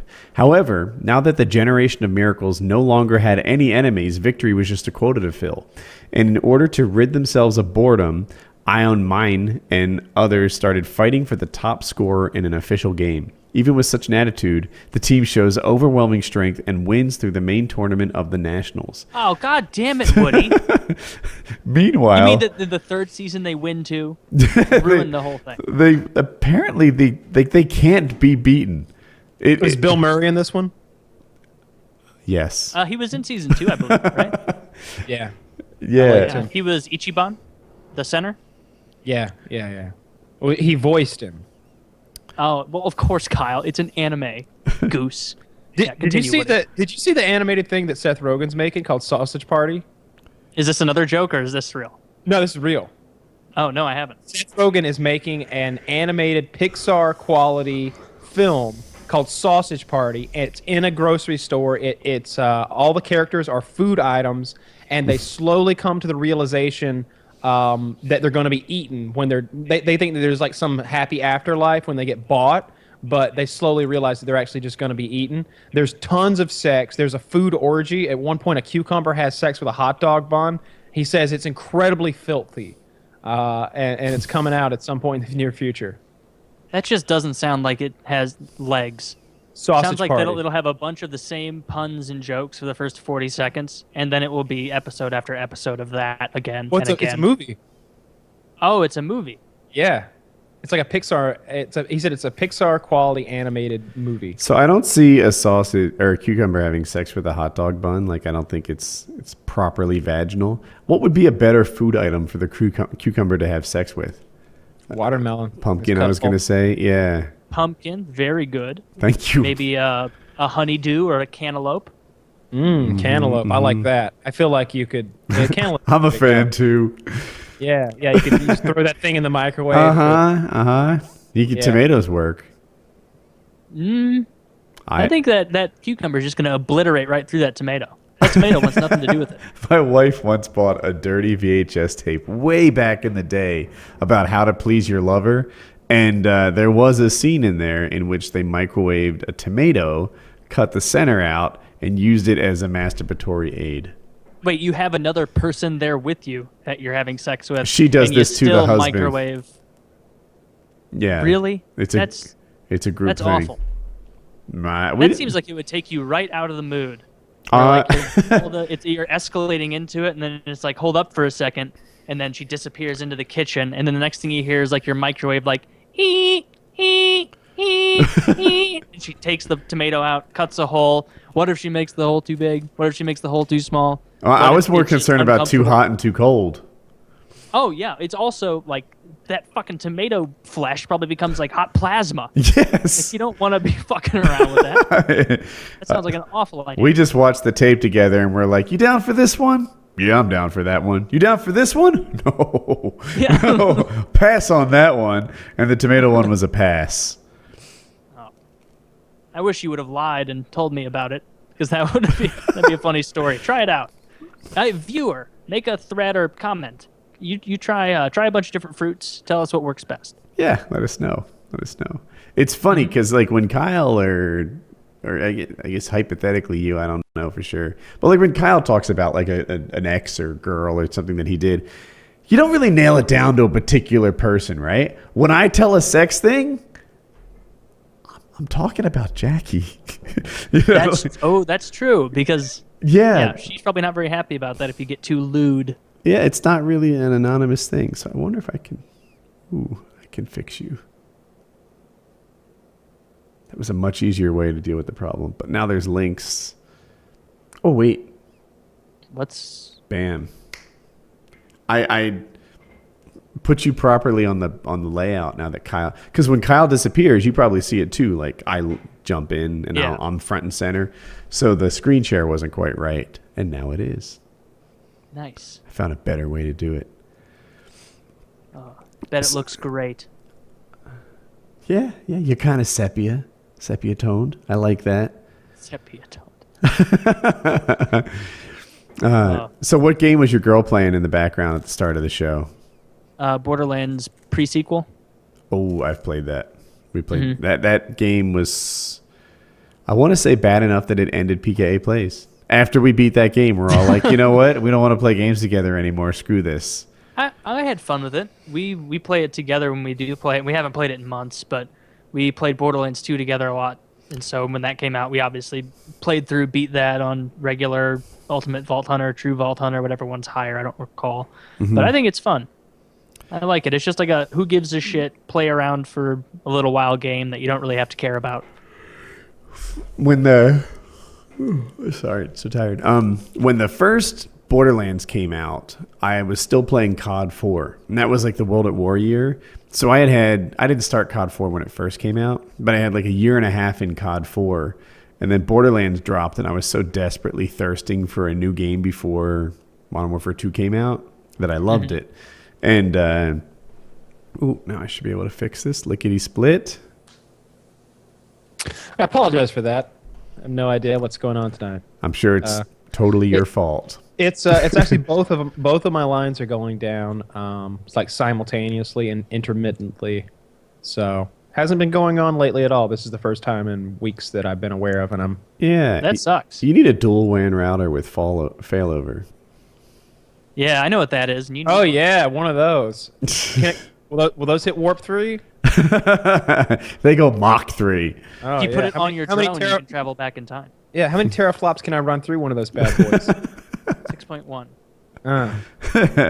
It's. I was convinced, Kyle, that you were just until the second time, but I thought the first time your internet went down that you were pulling a sneaky Kyle maneuver and just turning it off and then feasting on your remaining Taco Bell. Now, I will say this, what I do is I hurriedly, I'm pushing buttons and trying to get stuff going, but sometimes there's machine time where the PC's restarting. I'm just going at it this Mexican pizza is mostly gone now. Yeah, as you can see. Once it's gone, we're going to move on either to the 7-layer burrito or the double-decker taco supreme. I haven't decided which. Oh, the possibilities. Now, are you still hungry? Yeah, I can just keep going. But you're not still hungry. No, I'm not hungry. I'm not thirsting for more food. I don't want more food. It's not I need more to keep going. It's I can eat some more. Aren't you going to feel terrible? No. In an hour or when this ends, you're probably I don't just gonna understand feel that. I hear people talk about that. I hear people talk about things like hangovers, things oh yeah, I ate a big meal. I can feel it. And like indigestion and stuff like that. I'm not familiar with any of these things. Wait, you're not familiar with the hangover? You are familiar with the hangover. When we got trashed that night, the next morning you were complaining about it. In Joliet. The only time all that tequila and vodka. Oh, I don't remember that. I honestly don't remember that. The only time I remember being hungover is after a night in Austin, Texas, where I was vomiting all night long. So, but for the most part, especially with meals like this, no, I'm gonna feel great. I could eat all this and then go swim if I wanted to. Not well, but I don't get it. I'll be fine. I'm with you on that. My problems are more I know I fucked up, look, Woody, I could lose a few pounds. I'd like to. And if I were to eat what Kyle has tonight, I'd be well, now you have to work that much harder. You just took a step backwards. Yeah, I'd have to have a pep talk to make myself feel better about myself. If I ate what you ate tonight, I'd have to go in the bathroom later, have a nasty fire sauce burp, and then look in the mirror and just be what have you done? What have you done, you piece of shit? You fat piece of shit. I weigh grab myself. Your stomach and shake it. Are you being serious or are you goofing? I weigh myself every day. When I was what I would consider to be peak physical condition, going into the paintball event, I weighed 178 pounds, something like that. At one point, I had dropped down 174, but I didn't think that. I thought I needed to gain a little more, so I got back up to 178 pounds flat, and right now I'm at 179.2 pounds. I've been eating so much garbage for the last week or so, and only 1.2 pounds. That's nothing. It's. Are you sure you're 179? I didn't think that you were heavier than me. You weigh less than 179? Last time I weighed myself, I was I was 168. What? But I guarantee I've gained 4 or 5 pounds since then. So I'm probably 174, 173. You're 6 foot. You're 6 foot even though. I'm a little bit taller than you, I think. But wow, you are skinny. I just got a big head. There's 30 pounds of skull and face tissue here. Yeah, it's just I'm built like a lollipop. What can I say? I am. I can't wear sunglasses. I look like an asshole because it bows out on the sides. In any case, that's really skinny. I'm 178. I bet when we were in Chicago way back when, I was 225. Think about that. Was that when I was there? You were 225? Yeah. We weighed ourselves in the gym there at the hotel, and I was 225, and you were 200. Yeah, I don't remember you being that heavy. Yeah. We were both pudgy fucks. Oh, yeah. I was eating steak every night. Like there was a period where we ate steak every night.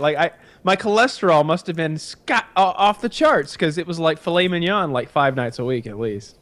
Yeah, but that's good, right? Cholesterol off the charts, better than everyone. Yeah.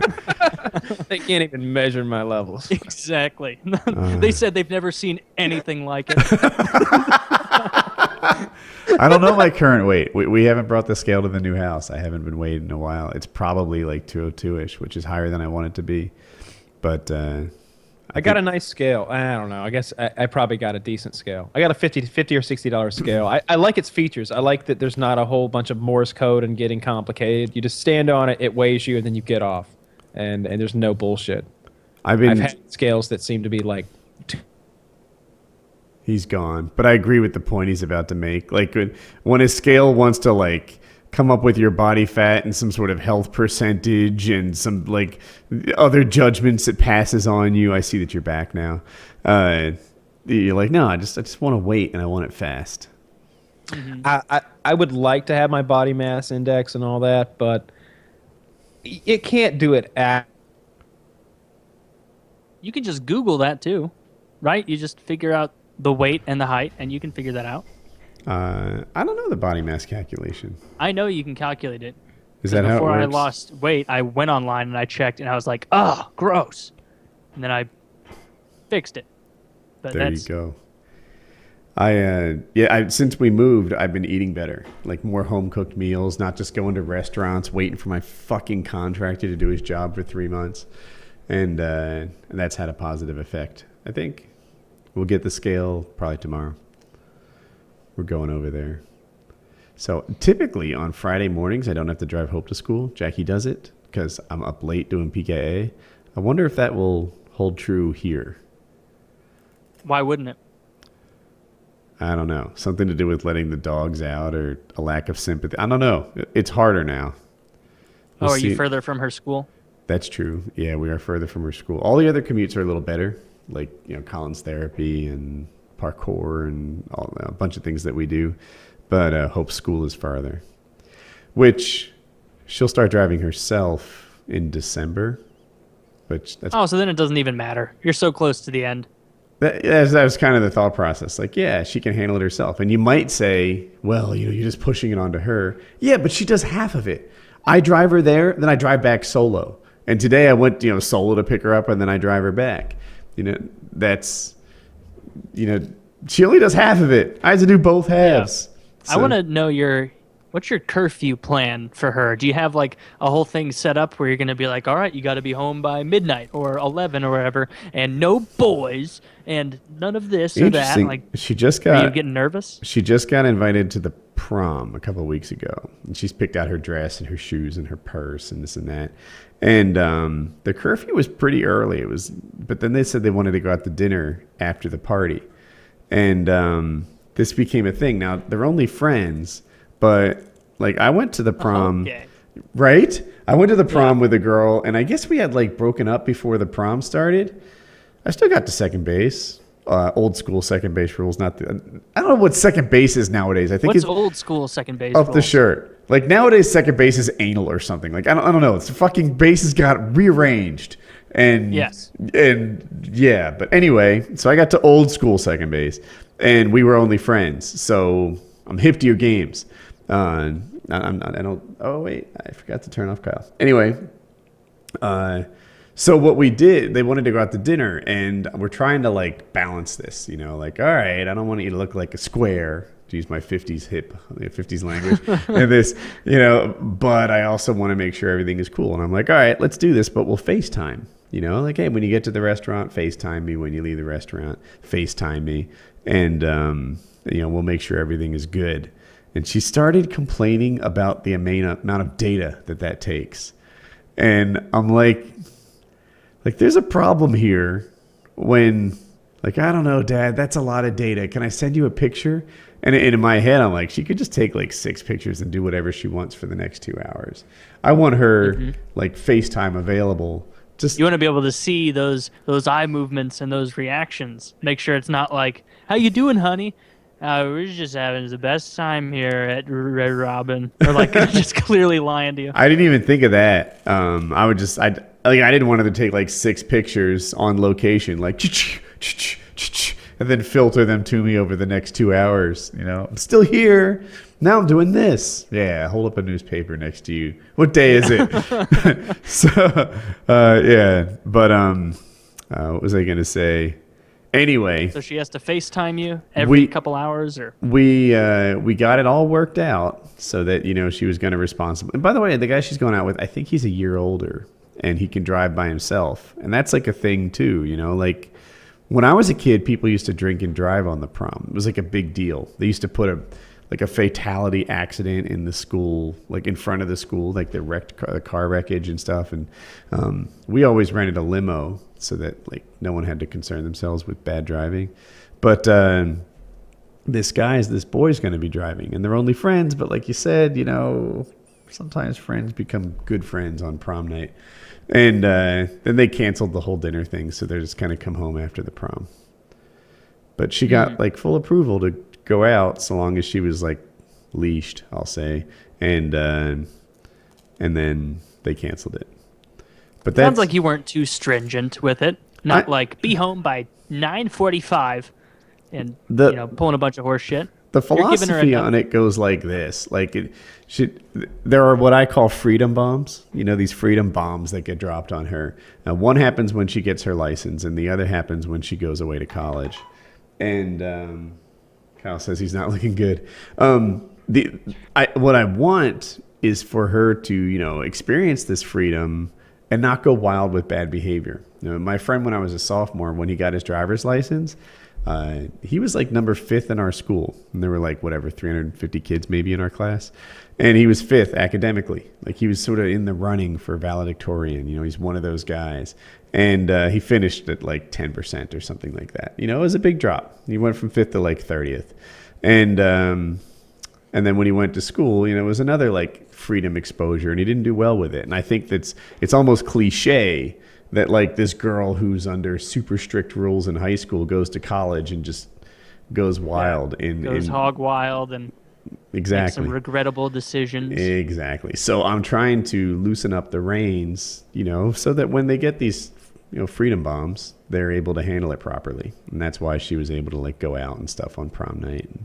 That's the line you got to toe, because it's hard. Because if you're too strict, I know if like my parents were ever too strict with me, which they weren't bad, like I would be thinking like if I got the opportunity to get hammered, like in a high school party or something, I'd be like, well, who knows when this opportunity is going to arise again? My parents are going to have me on lock and key, so I better get super drunk and be really reckless. I got to pack a lot of fun into one night, as opposed to like if, your parents, because there was always those parents in high school where they would be like, now you can't go out and drink, but you can have all your friends here and drink. And then those kids are always a little more muted, because it's like, all right, I can do this whenever I want. These kids are coming over and they're going to get shitty and rowdy, but this is just another night for me. It's kind of a balance. I took Hope to a concert, and concerts are funny now. Like they have parent areas. I don't think they had parent areas when I was a kid, but they literally have like parent daycare at these concerts. So I go, and then we're available via text, just around the corner, upstairs or whatever. And she had 2 friends that were going. They were twins, and they're like, you can go provided that like Hope's dad is there. And she's like, but Hope's dad needs to call me and confirm that this is real. And they're so they're like, you need to call this mom who I met her one time, but I didn't really know her, and it was awkward for me. And I'm like, yeah, I'm going. It's real. I'll be there, and everything is cool. And I'll keep an eye on your girls, and etc. And then I got their phone number. Sounds really pedo. And I was like, hey, it's Hope's dad. You got an issue? You text me. I'll be right on top of it. And but her mom said something that burned into my head. She's like, I've got good girls, but this is the age at which kids try things. So, I just wanted to double check their story. And I thought, yeah, I like the way you're parenting. Trust but confirm. So that's the thing. That's good with the advent of like FaceTime and cell phones now. You can actually hold kids accountable. Right. Like for what they're doing at a lot bigger extent. You can make sure that they're not pulling a fucking weekend at Bernie's and just gallivanting around or goofing off.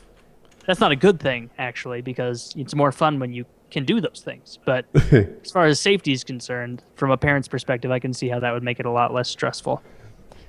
What was I going to say?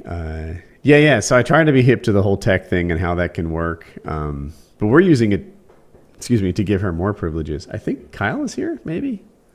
Hopefully. After his...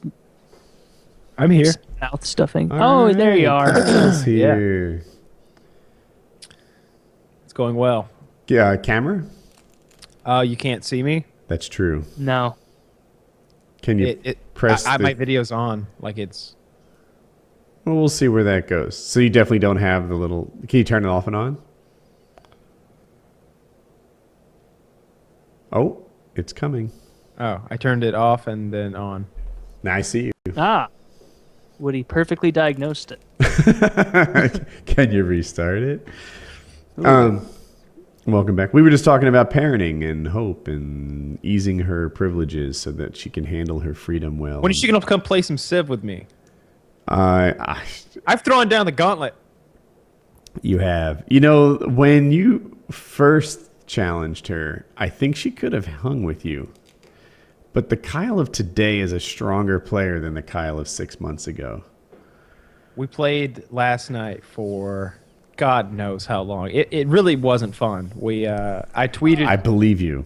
Yeah, so I tweeted out, that Chiz and I were playing and we needed some more players, and the lobby filled up fast. And I've tried to boot out the people who didn't have the DLC.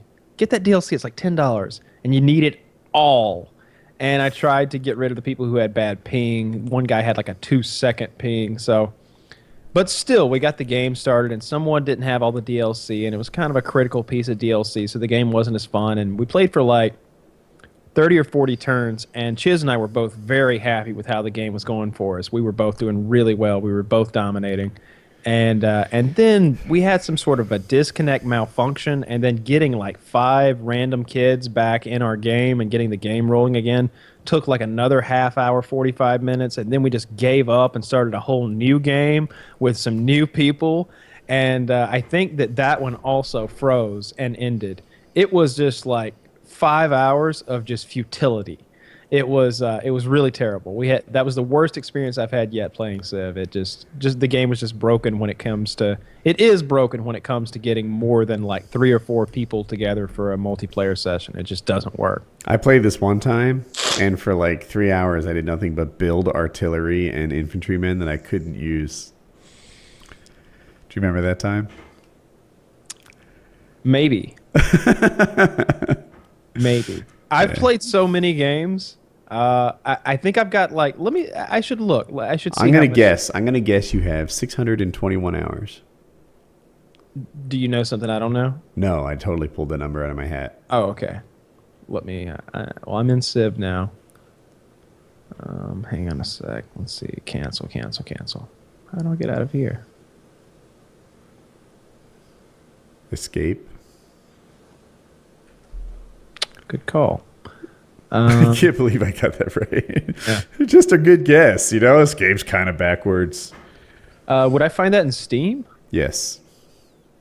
Okay. Well, then I can just get out of this. I might be able to find it out about you in Steam. I'm going to my library right now. Oh, buddy. 998 hours. Whoa, you are right there. You're almost 4 digits. I'll cap that off tonight. 2 hours tonight? I could get in 2 hours. 2 hours in Civ is like 20 minutes in the real world. That's not true. I love that game so much. It's 2 hours in the real world. So here's how it is for me at this point, because I've played so many games, and I play a lot of single player too.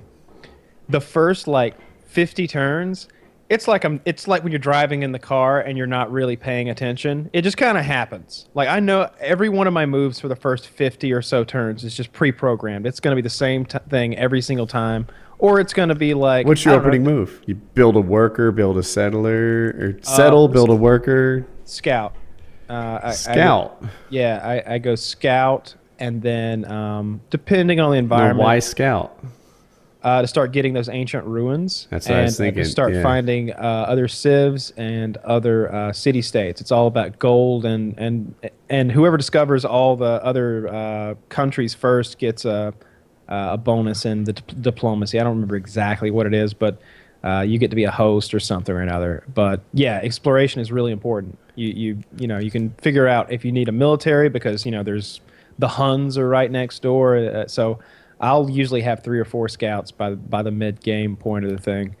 But first I build a scout, and then if I had a bunch of like bananas or wheat, I might build a granary. But usually I'll build a shrine first because I like to get my pantheon belief faster than anybody else and get the one I want.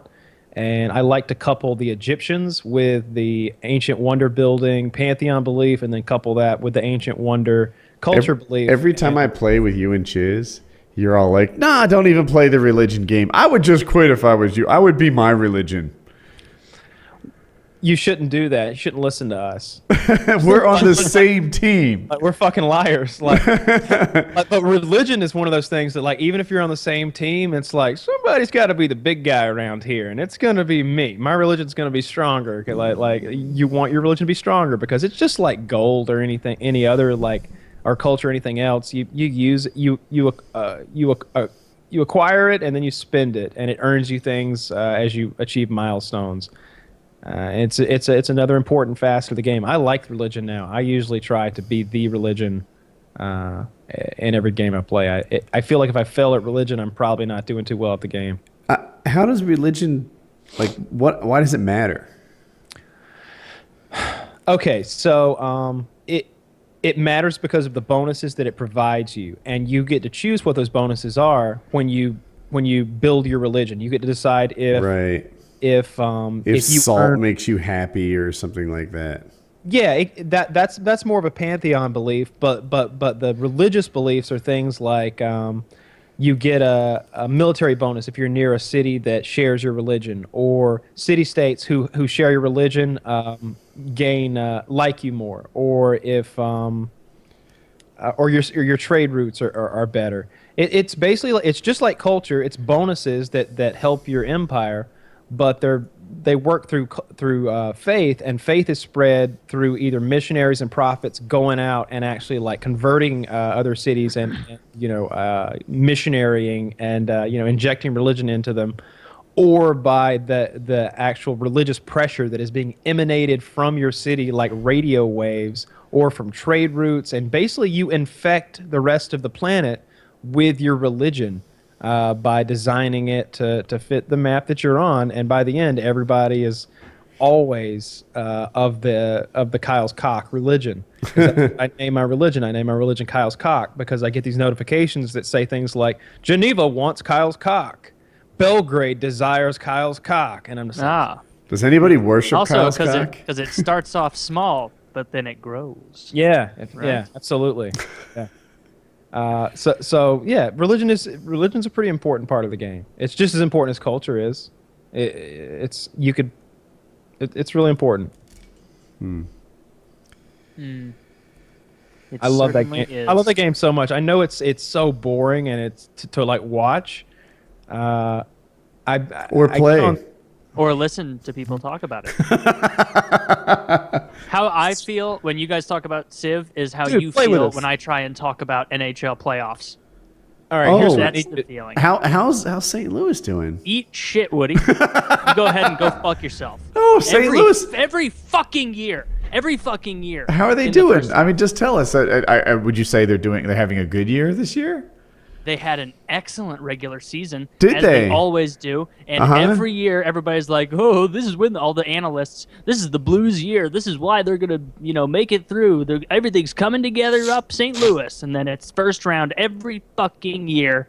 They get knocked out, and the whole city's distraught. And I feel sad for it. It ruins like days for me. It's not like rats. Like I'm dismayed and sad for days. I talked to people in Ferguson and no one gave a shit whatsoever. Well, Woody, we're talking apples and oranges here. Yeah, but they got knocked out by the Minnesota Wild. But And now that's the worst thing about getting knocked out in the first round is now I have to root for them to win it all because then it makes my team look better if they go on to win everything. You feel me? You know what I mean? No. No. No, I know exactly what you mean. Yeah, it's no. If you get knocked out by the Yankees in the first round of the playoffs, then after it's all over, you can be like, how the postseason go for your team. Oh, we got knocked out by the Yankees, but shit, they won it all, right? Yeah, it's exactly how it. And I understand tried to raise my spirits by watching. You could be like, nobody could stop them that year. Yeah. I hear where you're coming from, but like if the Penguins knock out the Flyers, fuck the Penguins under every situation. Fuck the Penguins. It's true. It's a good rivalry there. Yes. The fun rivalry. The Flyers have something like the Penguins haven't beat the Flyers in like the last 10 times they've played or something. I don't know. It's one of the longest streaks of a rivalry being so one-sided and one team still doing better than the other. Because every year, I can't name another. For people who don't know, I don't know how many games in a row it is, but I know that the Flyers beat the Penguins every time this year. Every single time the Flyers beat the Penguins. Now the Flyers are at home watching the playoffs, mind you, but the Penguins can't beat us. Us, I say, because I'm a Flyer. Woody, I'm a Flyer. Do you have a shirt you wear around when playoffs season turns up? No, I don't. Only the years they make it, right? No. If I were to have a shirt, I would want it to be like an old, like out of fashion one, like an X logo. It should say. When it was like the Broad Street Bullies, like a '70s shirt. That dude, I would want like a Bobby Clark one. Like I think that'd be pretty cool. That would be pretty cool. Yeah. Hey, and I know Kyle was distraught when you guys lost the Thrashers. You sent me a lot of aggravated texts about that. I actually was a little bit. Like, I knew a few of the players. I think there was a Kovalchuk guy or something like that. Yeah, maybe when you Ovechkin. said you knew a few players, I thought you had like partied with them or made a video or something. No. I'm just saying that like I'm not a hockey fan at all, and so just me knowing a few of the players' names means something. Like I went to a couple of I went to 2 Thrashers games, maybe watched 3 more on TV. So yeah, it kind of sucked when they left because if nothing else, it was just kind of cool to go to one. It was just something different to do. I wasn't like, I hope they get them into the boards tonight. Like I'm not a fan at all. Like I don't know what's going on half the time. Yeah, exactly. To go to at hockey games though. Yeah, like, nothing like shitty, drinking an ice cold $8 beer while you shiver and watch a bunch of behemoths beat each other up on the ice. I wouldn't say that. I don't follow hockey as closely as I used to. It's because I have Netflix instead of like real-time TV, so I can't see any of the games live. What if really. Netflix had sports coverage? That'd be awesome. That would be great. If there was Netflix Premium and it came with like an MLB package and they did it the smart way instead of like the way cable companies fuck you. They were like, you want MLB? That's $3 a month. You want NFL? That's $3 more. And like did it like that. That'd be sick.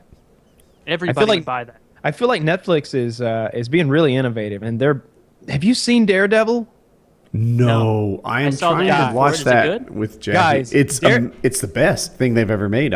From all the ratings, it's the highest rated show they ever made. Above House of Cards, above Orange Is the New Black, above Peaky Blinder. I was so skeptical at first. I was like, Daredevil, the blind superhero, the Ben Affleck flop. Like, I don't want to see a show about this guy. It's really fucking good. It's all the actors are very good. The special effects are really good. The fighting. There's this one shot in like the second or third episode where You're not gonna ruin. I don't think this is a spoiler. It's just he's in a fight scene in a hallway, and it's just him, and he's already been wounded, and he rolls in, and he's wrapped rope around his knuckles and around his wrists like bracelets all the way up to here. And he just walks into this place full of bad guys and just goes ape shit on them. Like there's no he doesn't say a word. He opens the door, they're playing poker, and he's just like 1, 2, 3, just like he's just going through and beating them up. And there's this scene where like he's in the hallway and he's completely exhausted, and the whole shot What's his superpower? Blindness. He's got super agility. Super amazing balancing skills, and he's got this echolocation ability. Basically, all of his other senses are like 1,000 times better. So he can see. It's just a weird way of seeing. He feels pressure waves in the air, heat variations. He can smell things from really far away. He can hear a human heartbeat if it's in the building.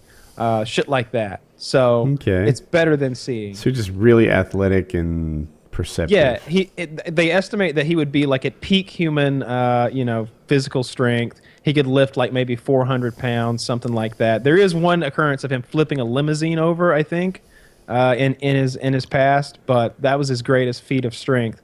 But for the most part, it's just the balance and the martial arts, and he can hear your heartbeat if you're in the room. Like I said, he could smell you from, it's seemingly miles away. It's ridiculous some of the stuff he can do. Does he have to make noise all the time? Like, is he like walking around clapping to find bad guys? No echolocation or anything like that. Or there was something really they were like, "Oh shit! Oh no! It's my arch enemy, surround sound man." but they do a really good job. It's Bose 5.0. Dolby Digital, not again. They do a really good job with the show. I promise you, you should check this thing out. It's one of the best things. It's a very good show. I'm getting close to the end. I got like 2 episodes to go, I think. I'll say this about it. So I don't know. All right, this isn't a spoiler. It's just that this is no more a spoiler than me saying that who the villain is in a Batman movie. The villain in the show is Fisk. And Fisk, if you ever watch the cartoons, you're familiar with this guy. He's a big, hulking, white guy who's like half Donald Trump, half like, I don't know, just a really brutal guy, physical guy who himself is not above beating a man to death with his bare hands. He's a hulk of a guy, but he's also like a sort of a criminal genius mastermind type character as well. And he's played, I think, I didn't look this up. I was just kind of, it just looks like him to me by the guy from Full Metal Jacket who plays Private Pyle. You remember this guy? Yeah, the big sort of goofy guy kills himself, right? Yeah, he plays Fisk. I'm so captivated by the villain in this show that I don't even want to watch Daredevil anymore. I want there to be a new show called Fisk. And it's just about Fisk. That's an inventive name. It's about what now? Fisk. Okay. Like Wilson Fisk. I'm gonna say the show spends equal time giving the backstory of Daredevil and Fisk. You spend a lot of time with the bad guy in this show, and you get and he's such a 3-dimensional bad guy. It's I like Fisk better than I like Matt. I think, which I think is the Daredevil's real name. It's a really good show. All the episodes have been good. Some of the fight scenes are just amazing. I really like the one I was talking about where they're fighting in the hallway and there's like maybe 8 or 9 guys plus him. And it's one of those shots where there aren't any cuts in it and it just keeps going. And he's just exhausted. He's just like leaning against the wall, and they're all like crawling around him and trying to recover. And every now and then one gets up enough strength to throw another blow at him. And he goes from just completely exhausted to just like Matrix style, like reflexes and like defeating that opponent. And then back to resting again because he's just fighting so many guys and he's already in bad shape. There's I don't know what more I can say about the show. I really enjoyed it. Superpower? Is he just like this universe? No, he's just a guy. Yeah, yeah, kind of. Yeah, I don't think the Kingpin had any. I'm not sure. I think he is the Kingpin, right? I have no idea. Yeah, I could be wrong. I'm trying to remember cartoons from when I was like 10 or 11, but I think Fisk is the Kingpin. Could be. Is this the same universe as other superheroes, or it's Marvel? So yeah, that's all the another other thing. Real superheroes are alive in this reality, and he's just some blind dude that claps at enemies. Yeah, they reference the second Avengers New York disaster in this because it takes place in Hell's Kitchen, and Hell's Kitchen is all destroyed because, I don't know, Thor threw a worm man into it or something. Kyle's right. Fisk is Kingpin. Yeah, it's been. I used to watch the Daredevil cartoon when I was a kid, that and Spider-Man and all that stuff. It's hard to remember all that stuff. I like it. Now I trust Netflix to do like. I mean, if Netflix did an X-Men thing, that'd be so cool. I don't know. They're doing a really good job with this, though. I'll try it out. I'm trying to think what the maturity level is. There aren't any tits, which it would be great if there were tits. Yeah, they make shows better. Yeah, and there aren't any F-bombs, but there's definitely shits and assholes. It's definitely So I guess it's so kind it's of not over the top clean of like, well, Dad gummit, Kingpin. Like no. There's old school Batman, and there's a lot of gore. And one thing I noticed was that, like, if a guy gets shot in the head in a car or something, like there's brain matter on the window. Like there's goop and bone and chunks of hair and shit. Like it's Walking Dead-esque sometimes with the gore, and I like that too. that really does add to it. Yeah. Like as far as the story makes it feel more intense, like there's actually something at risk instead of him just like kerpow, like beating up a bunch of ruffians that just kind of fall aimlessly about. Yeah, he has a hard time throughout the show. He oftentimes gets the shit kicked out of him. It's pretty great. He doesn't have He's super the only recovery. superhero that I would rather have normal sight than his powers. Maybe. One thing I don't know if he has. So I read a little bit about him online on Marvel's website, and they didn't mention any kind of a healing factor, and I don't think in the comics he did. But it's seemingly in this show he's healing up pretty fast, because it seems like he'll have between like maybe 8 cuts, he'll have 50 stitches, 60 stitches, something like that, and he's just like, all right, and he like puts on a button-up T-shirt, and it's like, go time again, and it's just like, wait a minute, you should be recovering. So I don't know. It seems like he shakes it off a lot of the time. I won't spoil anything. Yeah, I'll try that out. I don't know. I'm biased. I don't get into superhero stuff that much. This is not a goofy... They reference some stuff like...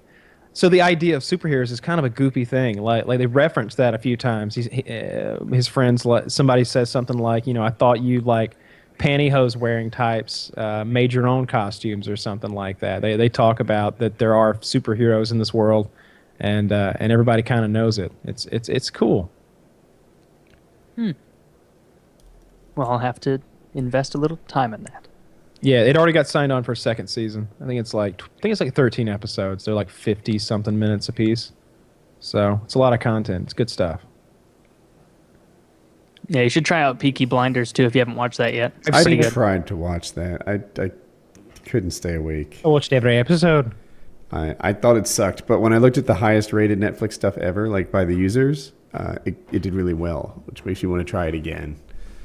How far did you get into it? Maybe first episode or into the first episode. Oh, you got to give it some more time. Yeah, that's how Daredevil was. I watched the first episode and I was like, come on, do something. And then the second episode has that crazy fight scene and I was just blown away by it. Peaky Blinders is similar. You get a couple episodes in and they start making like attempts on his life, and he starts like killing 3 people in one go and slashing people's faces with those razor blades and eyeballs and shit, and people get raped and murdered, and the stuff you're saying, while it interests me, I'm always good for a good rape murder. It wouldn't sell Jackie on it, so. It's quite violent. There's a lot. It's a real throat cutter. Like there's lots of that. Yeah, there's lots of throats getting slashed, in particular, and eyes getting slashed, and like one guy, like they just saw off half his ear right there, like right there on screen. So I thought that was pretty intense. That was really intense for a minor infraction. He was like taking bets, and they were like taking over his territory. They were just like, Peaky Blinders run this shit now, and he was just like, fuck, you could have just said so. What's the worst Netflix show they've made so far? Because most of the ones I've seen there was one with werewolves, right? That was awful. I didn't see that. The one about the one that was set in like the guy who explored or whatever. Oh, Genghis Khan or something like that. No, Marco Polo. Marco Polo. Yeah, I think that one's pretty crappy. I watched quite a bit of that, and it wasn't. Do you ever get into those shows where like you kind of just let it run while you're doing other shit? And I got like 6 or 7 episodes into it before I was just like, this is just bad. I'm not entertained. I'm not paying attention. This dude is just. Better. Yeah, I haven't seen Vikings. It's better than Marco Polo. Yeah, Marco Polo is pretty piss poor, which sucks because you can tell they put quite a bit of money into it. But they are Netflix, so they can probably afford it. So Pompidou, I guess, is the worst rated. Then Southcliffe, VeggieTales in the House. I don't know that one. A tie for 23rd place: Inspector Gadget, Richie Rich, Russell Peters versus Third World. What is Pompidou? I don't know. That's the lowest rated one. It's a big tie at 13th place is a big tie, and Arrested Development is in there. I kind of liked Arrested Development, the TV show, and then when it came out for Netflix, it was like, I don't know. It lost its magic to me. Hemlock. That's the one I was talking about. That sucks. Ah, okay. I haven't seen that. Lilyhammer was okay. Trailer Park Boys was good, but not to me great. Hemlock Grove, it was called. Have you seen the latest season of Trailer Park Boys? Because I thought it was pretty good. The Still one no. I need to get on that. Yeah, that's the one where they've like J-Rock has his own brand of vodka. It's blue, and at one point Jim Leahy is in. He's got a pool inside his trailer. It's full of J-Rock's like blue colored liquor, and it has dyed. It has dyed all of his skin blue. He's been in it. He's been in it so long. He has the top half of a mannequin and in there with him because Randy's left him, and he's drawn a goatee on it like Julian's, and he's taken like a drill with one of those like wood cutting bits and drilled a hole in the mouth, and he's just like Julian, and he's like tonguing the mannequin while he's in there, and like then They go a lot farther than they'd ever gone before, and I didn't think that was possible because there's been some weird gay sex like happening on all kinds of like costumes and stuff. At one point, all Jim Leahy is wearing is a toilet paper roll, like around his cock, and that's it. Where are the balls? They're just hanging there. See, this isn't selling me. You have to keep in mind. Like, you only see that because the camera crew, and plus, like, Julian or Ricky, I don't remember which, like, stumble into the apartment, and Jim is, like, half-dressed. No, Jim is wearing nothing but that, and Randy's was, like, dressed as, like, a beekeeper or something with, like, his pants pulled down around his ankles, passed out, too. Like, they stumbled into some weird dress-up sex show where they were both passed out. It was funny.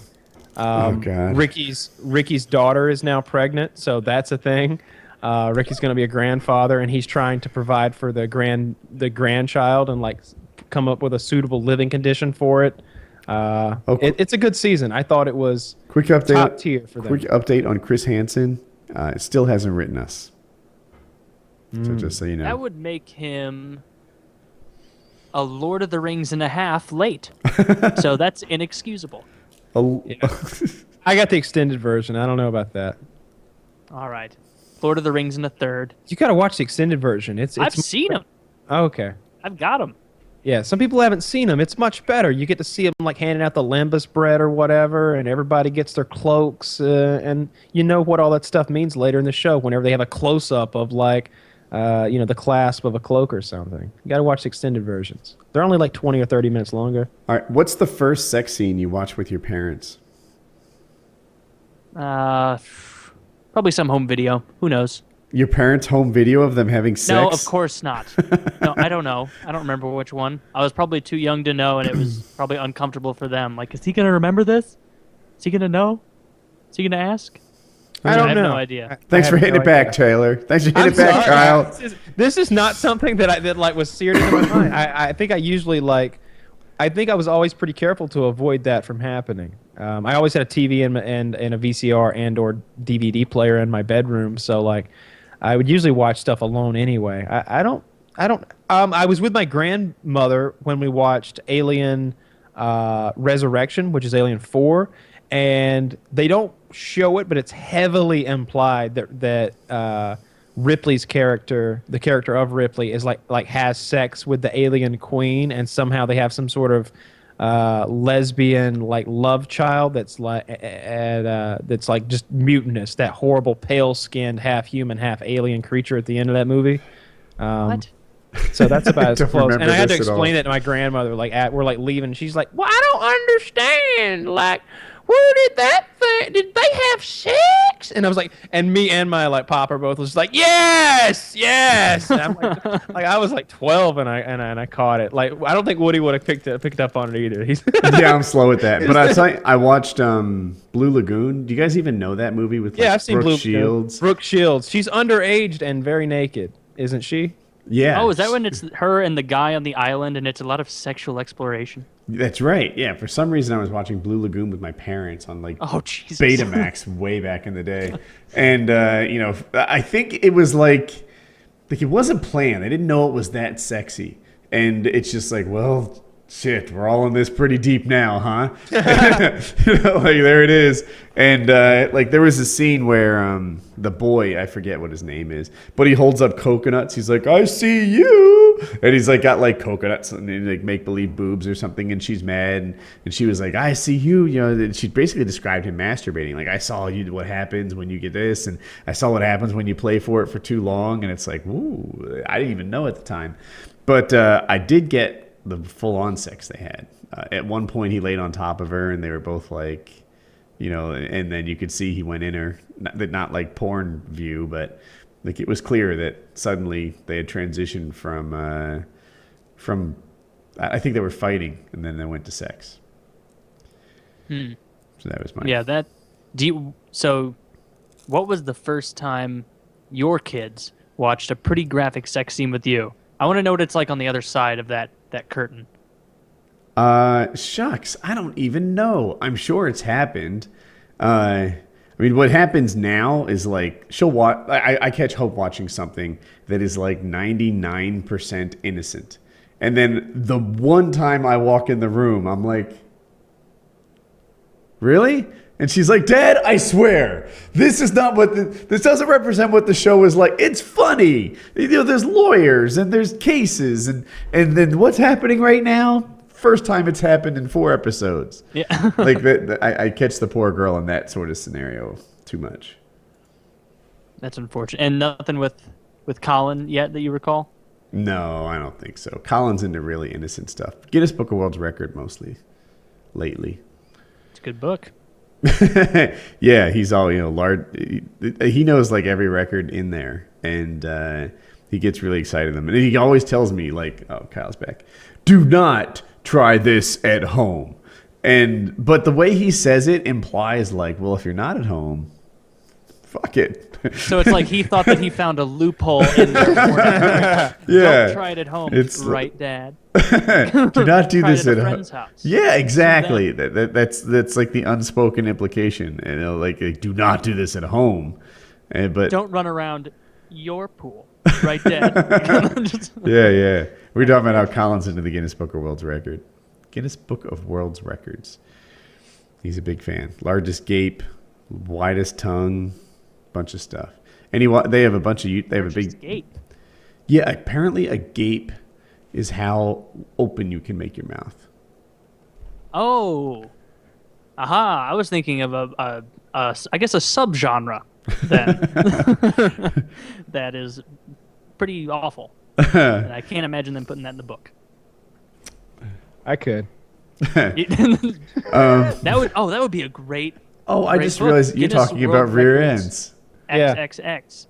Yeah, just a whole coffee. I want a whole coffee table book of just buttholes, just blown out, just real big. There's one of vaginas, and Madonna made it, and she slipped her own vagina in there. I know.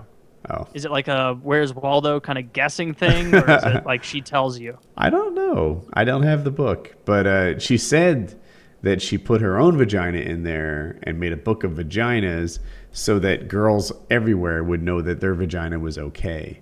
Wow, that doesn't seem attention-seeking. Seems really selfless. There's a big movement to make women with ugly pussies feel good about it. I think she may have had a profit motive.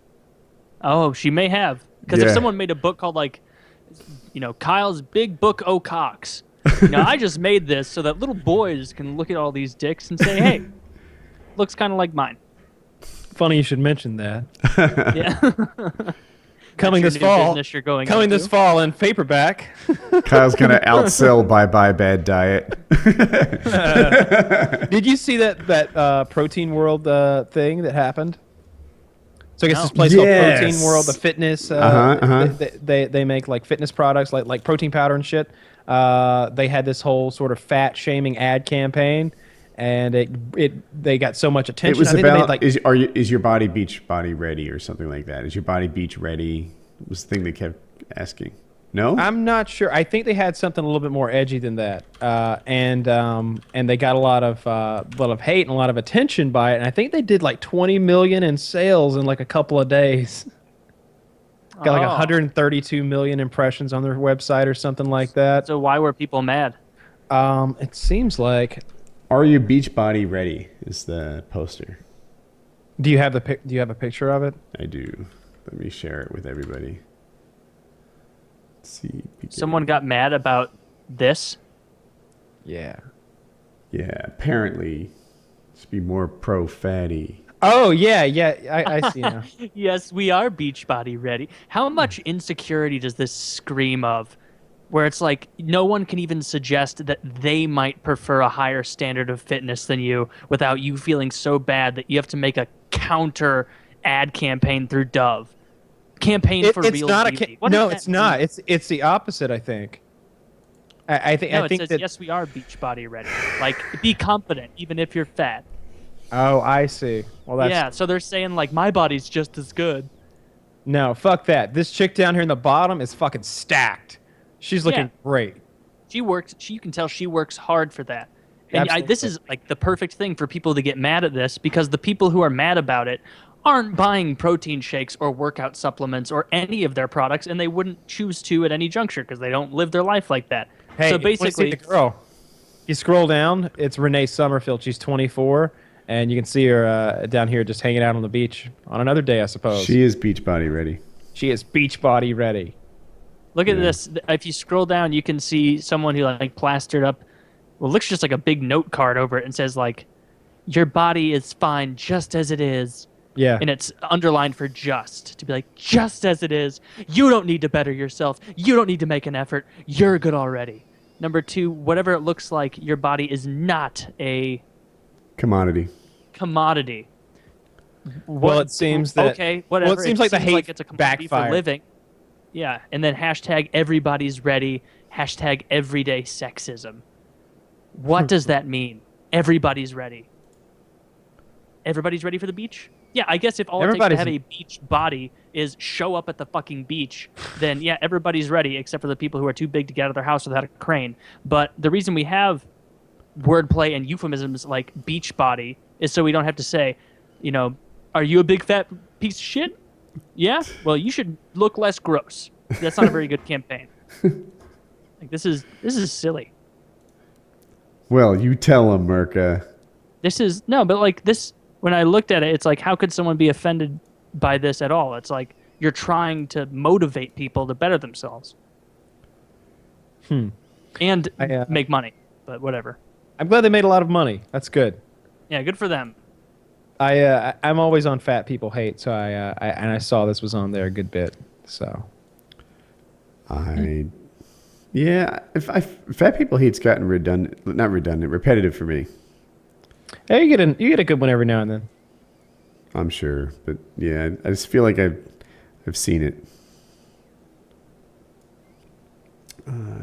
Sorry, I'm doing the scene, making Kyle look right. Sorry about that. I don't know why it just keeps dropping in and out. I think it's just the internet, I guess. I don't know what the deal is. I don't know why I have to keep fixing it. I feel like I fixed this shit like 4 times tonight, and it seems like when you're here, there's one thing, and when you're not here, there's another thing. Why does it keep changing all night long? I'm not sure, but you know this. I just realized something. I think that the Daredevil series came out when it did, so the events in Avengers 3 take place after Daredevil. I think they did that on purpose. Has anyone seen Avengers 3? Wait, is it out? I didn't even know it was out. I thought it was. We're supposed to see it next weekend with friends. I want to go see it. What's the story behind this one? I have no idea. It's Age of Ultron. So I thought in the comic books that Ant-Man made Ultron.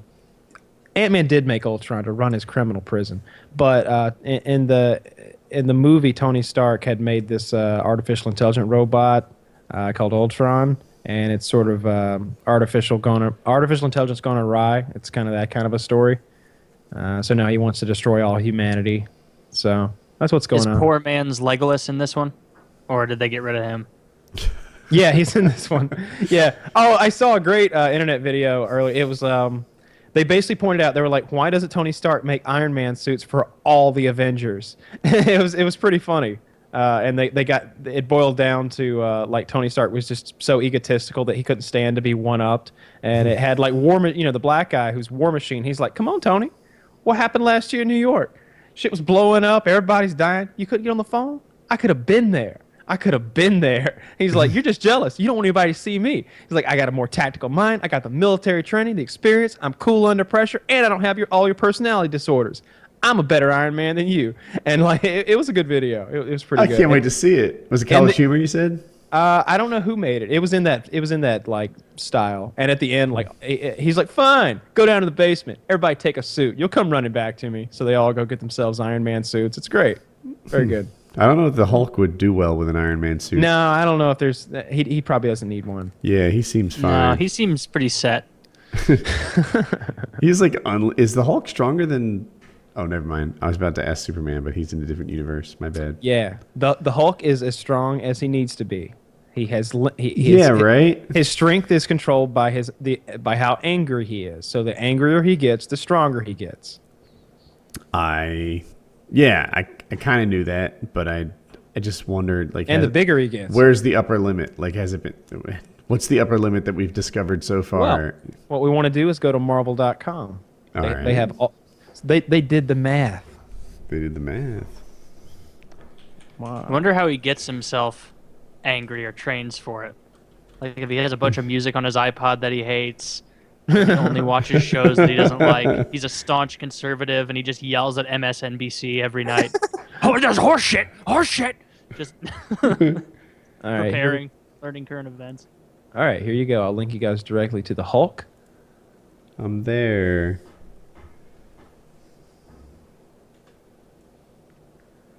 So, resistance to temperature, mind control, nuclear explosions, poisons, and all diseases. Yeah. It's good stuff right there. Regeneration of limbs and vital organs. The Hulk possesses an incredible level of superhuman physical ability. His capacity for physical strength is potentially limitless due to the fact that the Hulk's strength increases proportionally with his level of great emotional stress, anger in particular. The Hulk uses his superhumanly strong leg muscles to leap great distances, known to cover hundreds of miles in a single bound, and once leapt almost into orbit around the Earth. The Hulk can also use his superhumanly leg muscles. Yeah, that's how it's written. Superhumanly leg. Yeah. To run at super speeds. Although his legs have limitless strength, he does not have limitless speed, and once he reaches a certain speed, his legs become too strong and destroy the ground, giving him no friction to run on. Therefore, he jumps to travel. The Hulk can slam his hands together and create a shockwave. The shockwave can deafen people. Why doesn't he do that immediately? I know, that's a last resort. That's a first response. Every fight begins with, boom, you're all deaf. Let's go. Yeah, but then Daredevil can't see. So there's that. Yeah, he'd take Daredevil right out. Mm-hmm. Sonic booms from his claps. Well, that's great. Mind control, the nuclear friction explosions. is just gone when he runs too fast. So he figured out the neat science trick that friction doesn't matter if you just jump. Well, his feet are running so fast that they just destroy the ground underneath him. It's not tough enough to provide resistance against his feet, so he's just cutting a hole into the ground, basically. So he just starts digging real quick, basically. So there's a green Savage Hulk and a green Professor Hulk? Now, I don't know about all that. There's a red Hulk. That's all I know about. I don't know. There's a gray Hulk, too. But Bruce Banner weighs 128 pounds. Yeah, it says he's 5'9.5" as Banner and weighs 128 pounds. This guy is emaciated. Yeah, that's a really small guy. Yeah. That's why they had what's his name playing him originally? They had Edward Norton playing him. No, they had Keanu Reeves originally, right? I don't know about that, but Martin Ruffalo plays him now, and he's definitely not that size. I wish they had gotten Edward Norton to come along with this whole Marvel ride. I don't know why he had to be a dick. I think he wanted more money. Yeah, as I think about it, Edward Norton would have been great. Yeah, imagine him thrown into this cast. I mean, Mark Ruffalo's great. He really is a great actor, but Edward Norton's on another level, I feel like. Yeah, Edward Norton is one of the greats. Yeah, he would add a lot to these Avengers movies. Yeah, like, because right now I feel like Tony Stark is the only guy with really good acting chops. I'm not sure if I'm wrong. Who am I missing? Hawkeye can act. I don't know. Okay, it wasn't obvious in the Avengers. I know it's not, but he can. Mm-hmm. Wait, well, was the best part of his acting when he was looking stern in the ship, or was it when he was looking stern with his aiming face every other scene? I was thinking back to Hurt Locker, which one? Oh, yeah, he's a good actor, but that character sucks. Yeah, that character sucks. It's stupid. I think it's almost like it was budgetary. It was like when they first started this thing out, they were like, all right, we're going to do a version of the Avengers. Well, which version? We're going to do like the semi-expensive one. We got most of the heroes, but no Ant-Man right off the start, and no... there's several more characters that should be in there with them that I feel like they aren't there just for budgetary reasons, because they didn't know this thing was going to be that big. I don't know why they did it this way, because Ant-Man is supposed to be directly involved with the Avengers from the beginning. What does Ant-Man do? He organizes them, if I remember correctly. Like organizes ants? He collects the food and he brings it back to the colony. He organizes the Avengers, like the Avengers initiative, the whole thing. His powers are walking and carrying. He can communicate with ants, so that is an interesting Thank God. And control them. But he can also shrink himself down to the size of an ant while maintaining like his superhuman strength. So as an ant, something that can like zip around the room really quickly and you can't even see it, he can like throw a punch that'd knock you out and stuff like that. So that's all that I can think of that he can do. Although my only like Ant-Man knowledge comes from Watch Mojo videos and the Avengers cartoon series that I watched on Netflix. He's also a wife beater, but they're going to edit that right out of the Paul Rudd movie. I wonder if Paul Rudd will do a good job as a superhero. I think it might be Marvel's first flop, or it might be a new quirky type of Marvel movie, much like we saw with Guardians of the Galaxy. I didn't think Guardians was going to be a big movie, but I watched it, loved it, and it was super successful. Maybe Ant-Man does the same, but I just think the name Ant-Man just seems so lame. It is lame. His powers sound pretty lame, too, where it's like, how are they going to show that on screen? Where it's like, oh, you see bad guys flying around, but trust me, he's a little ant and he's doing all this. Like, no, I've seen that. I've seen some of the action shots in the trailer. It looked pretty cool. He's like flying around and he's in the Ant-Man suit, and it looked pretty cool. I'm gonna go see it. I'll see how it is. I guess the movie I'm most excited about though is The Hateful Eight. Did you guys see the trailer for that? The Quentin Tarantino Western. When's that come out? Christmas? That'd be nice. I'm excited about Star Wars. Christmas releases. It's going to be a long time for Star Wars. Yeah, it is. I'm excited for that too. That should be good. Hateful Eight. Can we watch the trailer for it, or could we not do that? I'm nervous about that. Yeah, I probably shouldn't. I think it's coming out 2015. Oh, wow. I actually haven't even seen this trailer. I guess I'll watch it after the show. All right. Yeah. Well, all right. Wild card. We want to thank you guys for watching our show tonight. We especially want to thank our sponsors, Crunchyroll and Squarespace.com. Go check them out. There's links down in the description below. I apologize for my internet being shitty tonight. Hopefully we won't have this issue in the future. I apologize on behalf of Chris Hansen, who completely set us up unprofessionally. He said he was going to come, and then suddenly, when it was showtime, him and his agent radio silence. So, that was really shitty. That's a bit. That's horse shit right there. And we waited for like an hour and a half before we started the show. And we don't have a guest. So, hopefully you liked it. Coupon code PKA. Thanks, guys.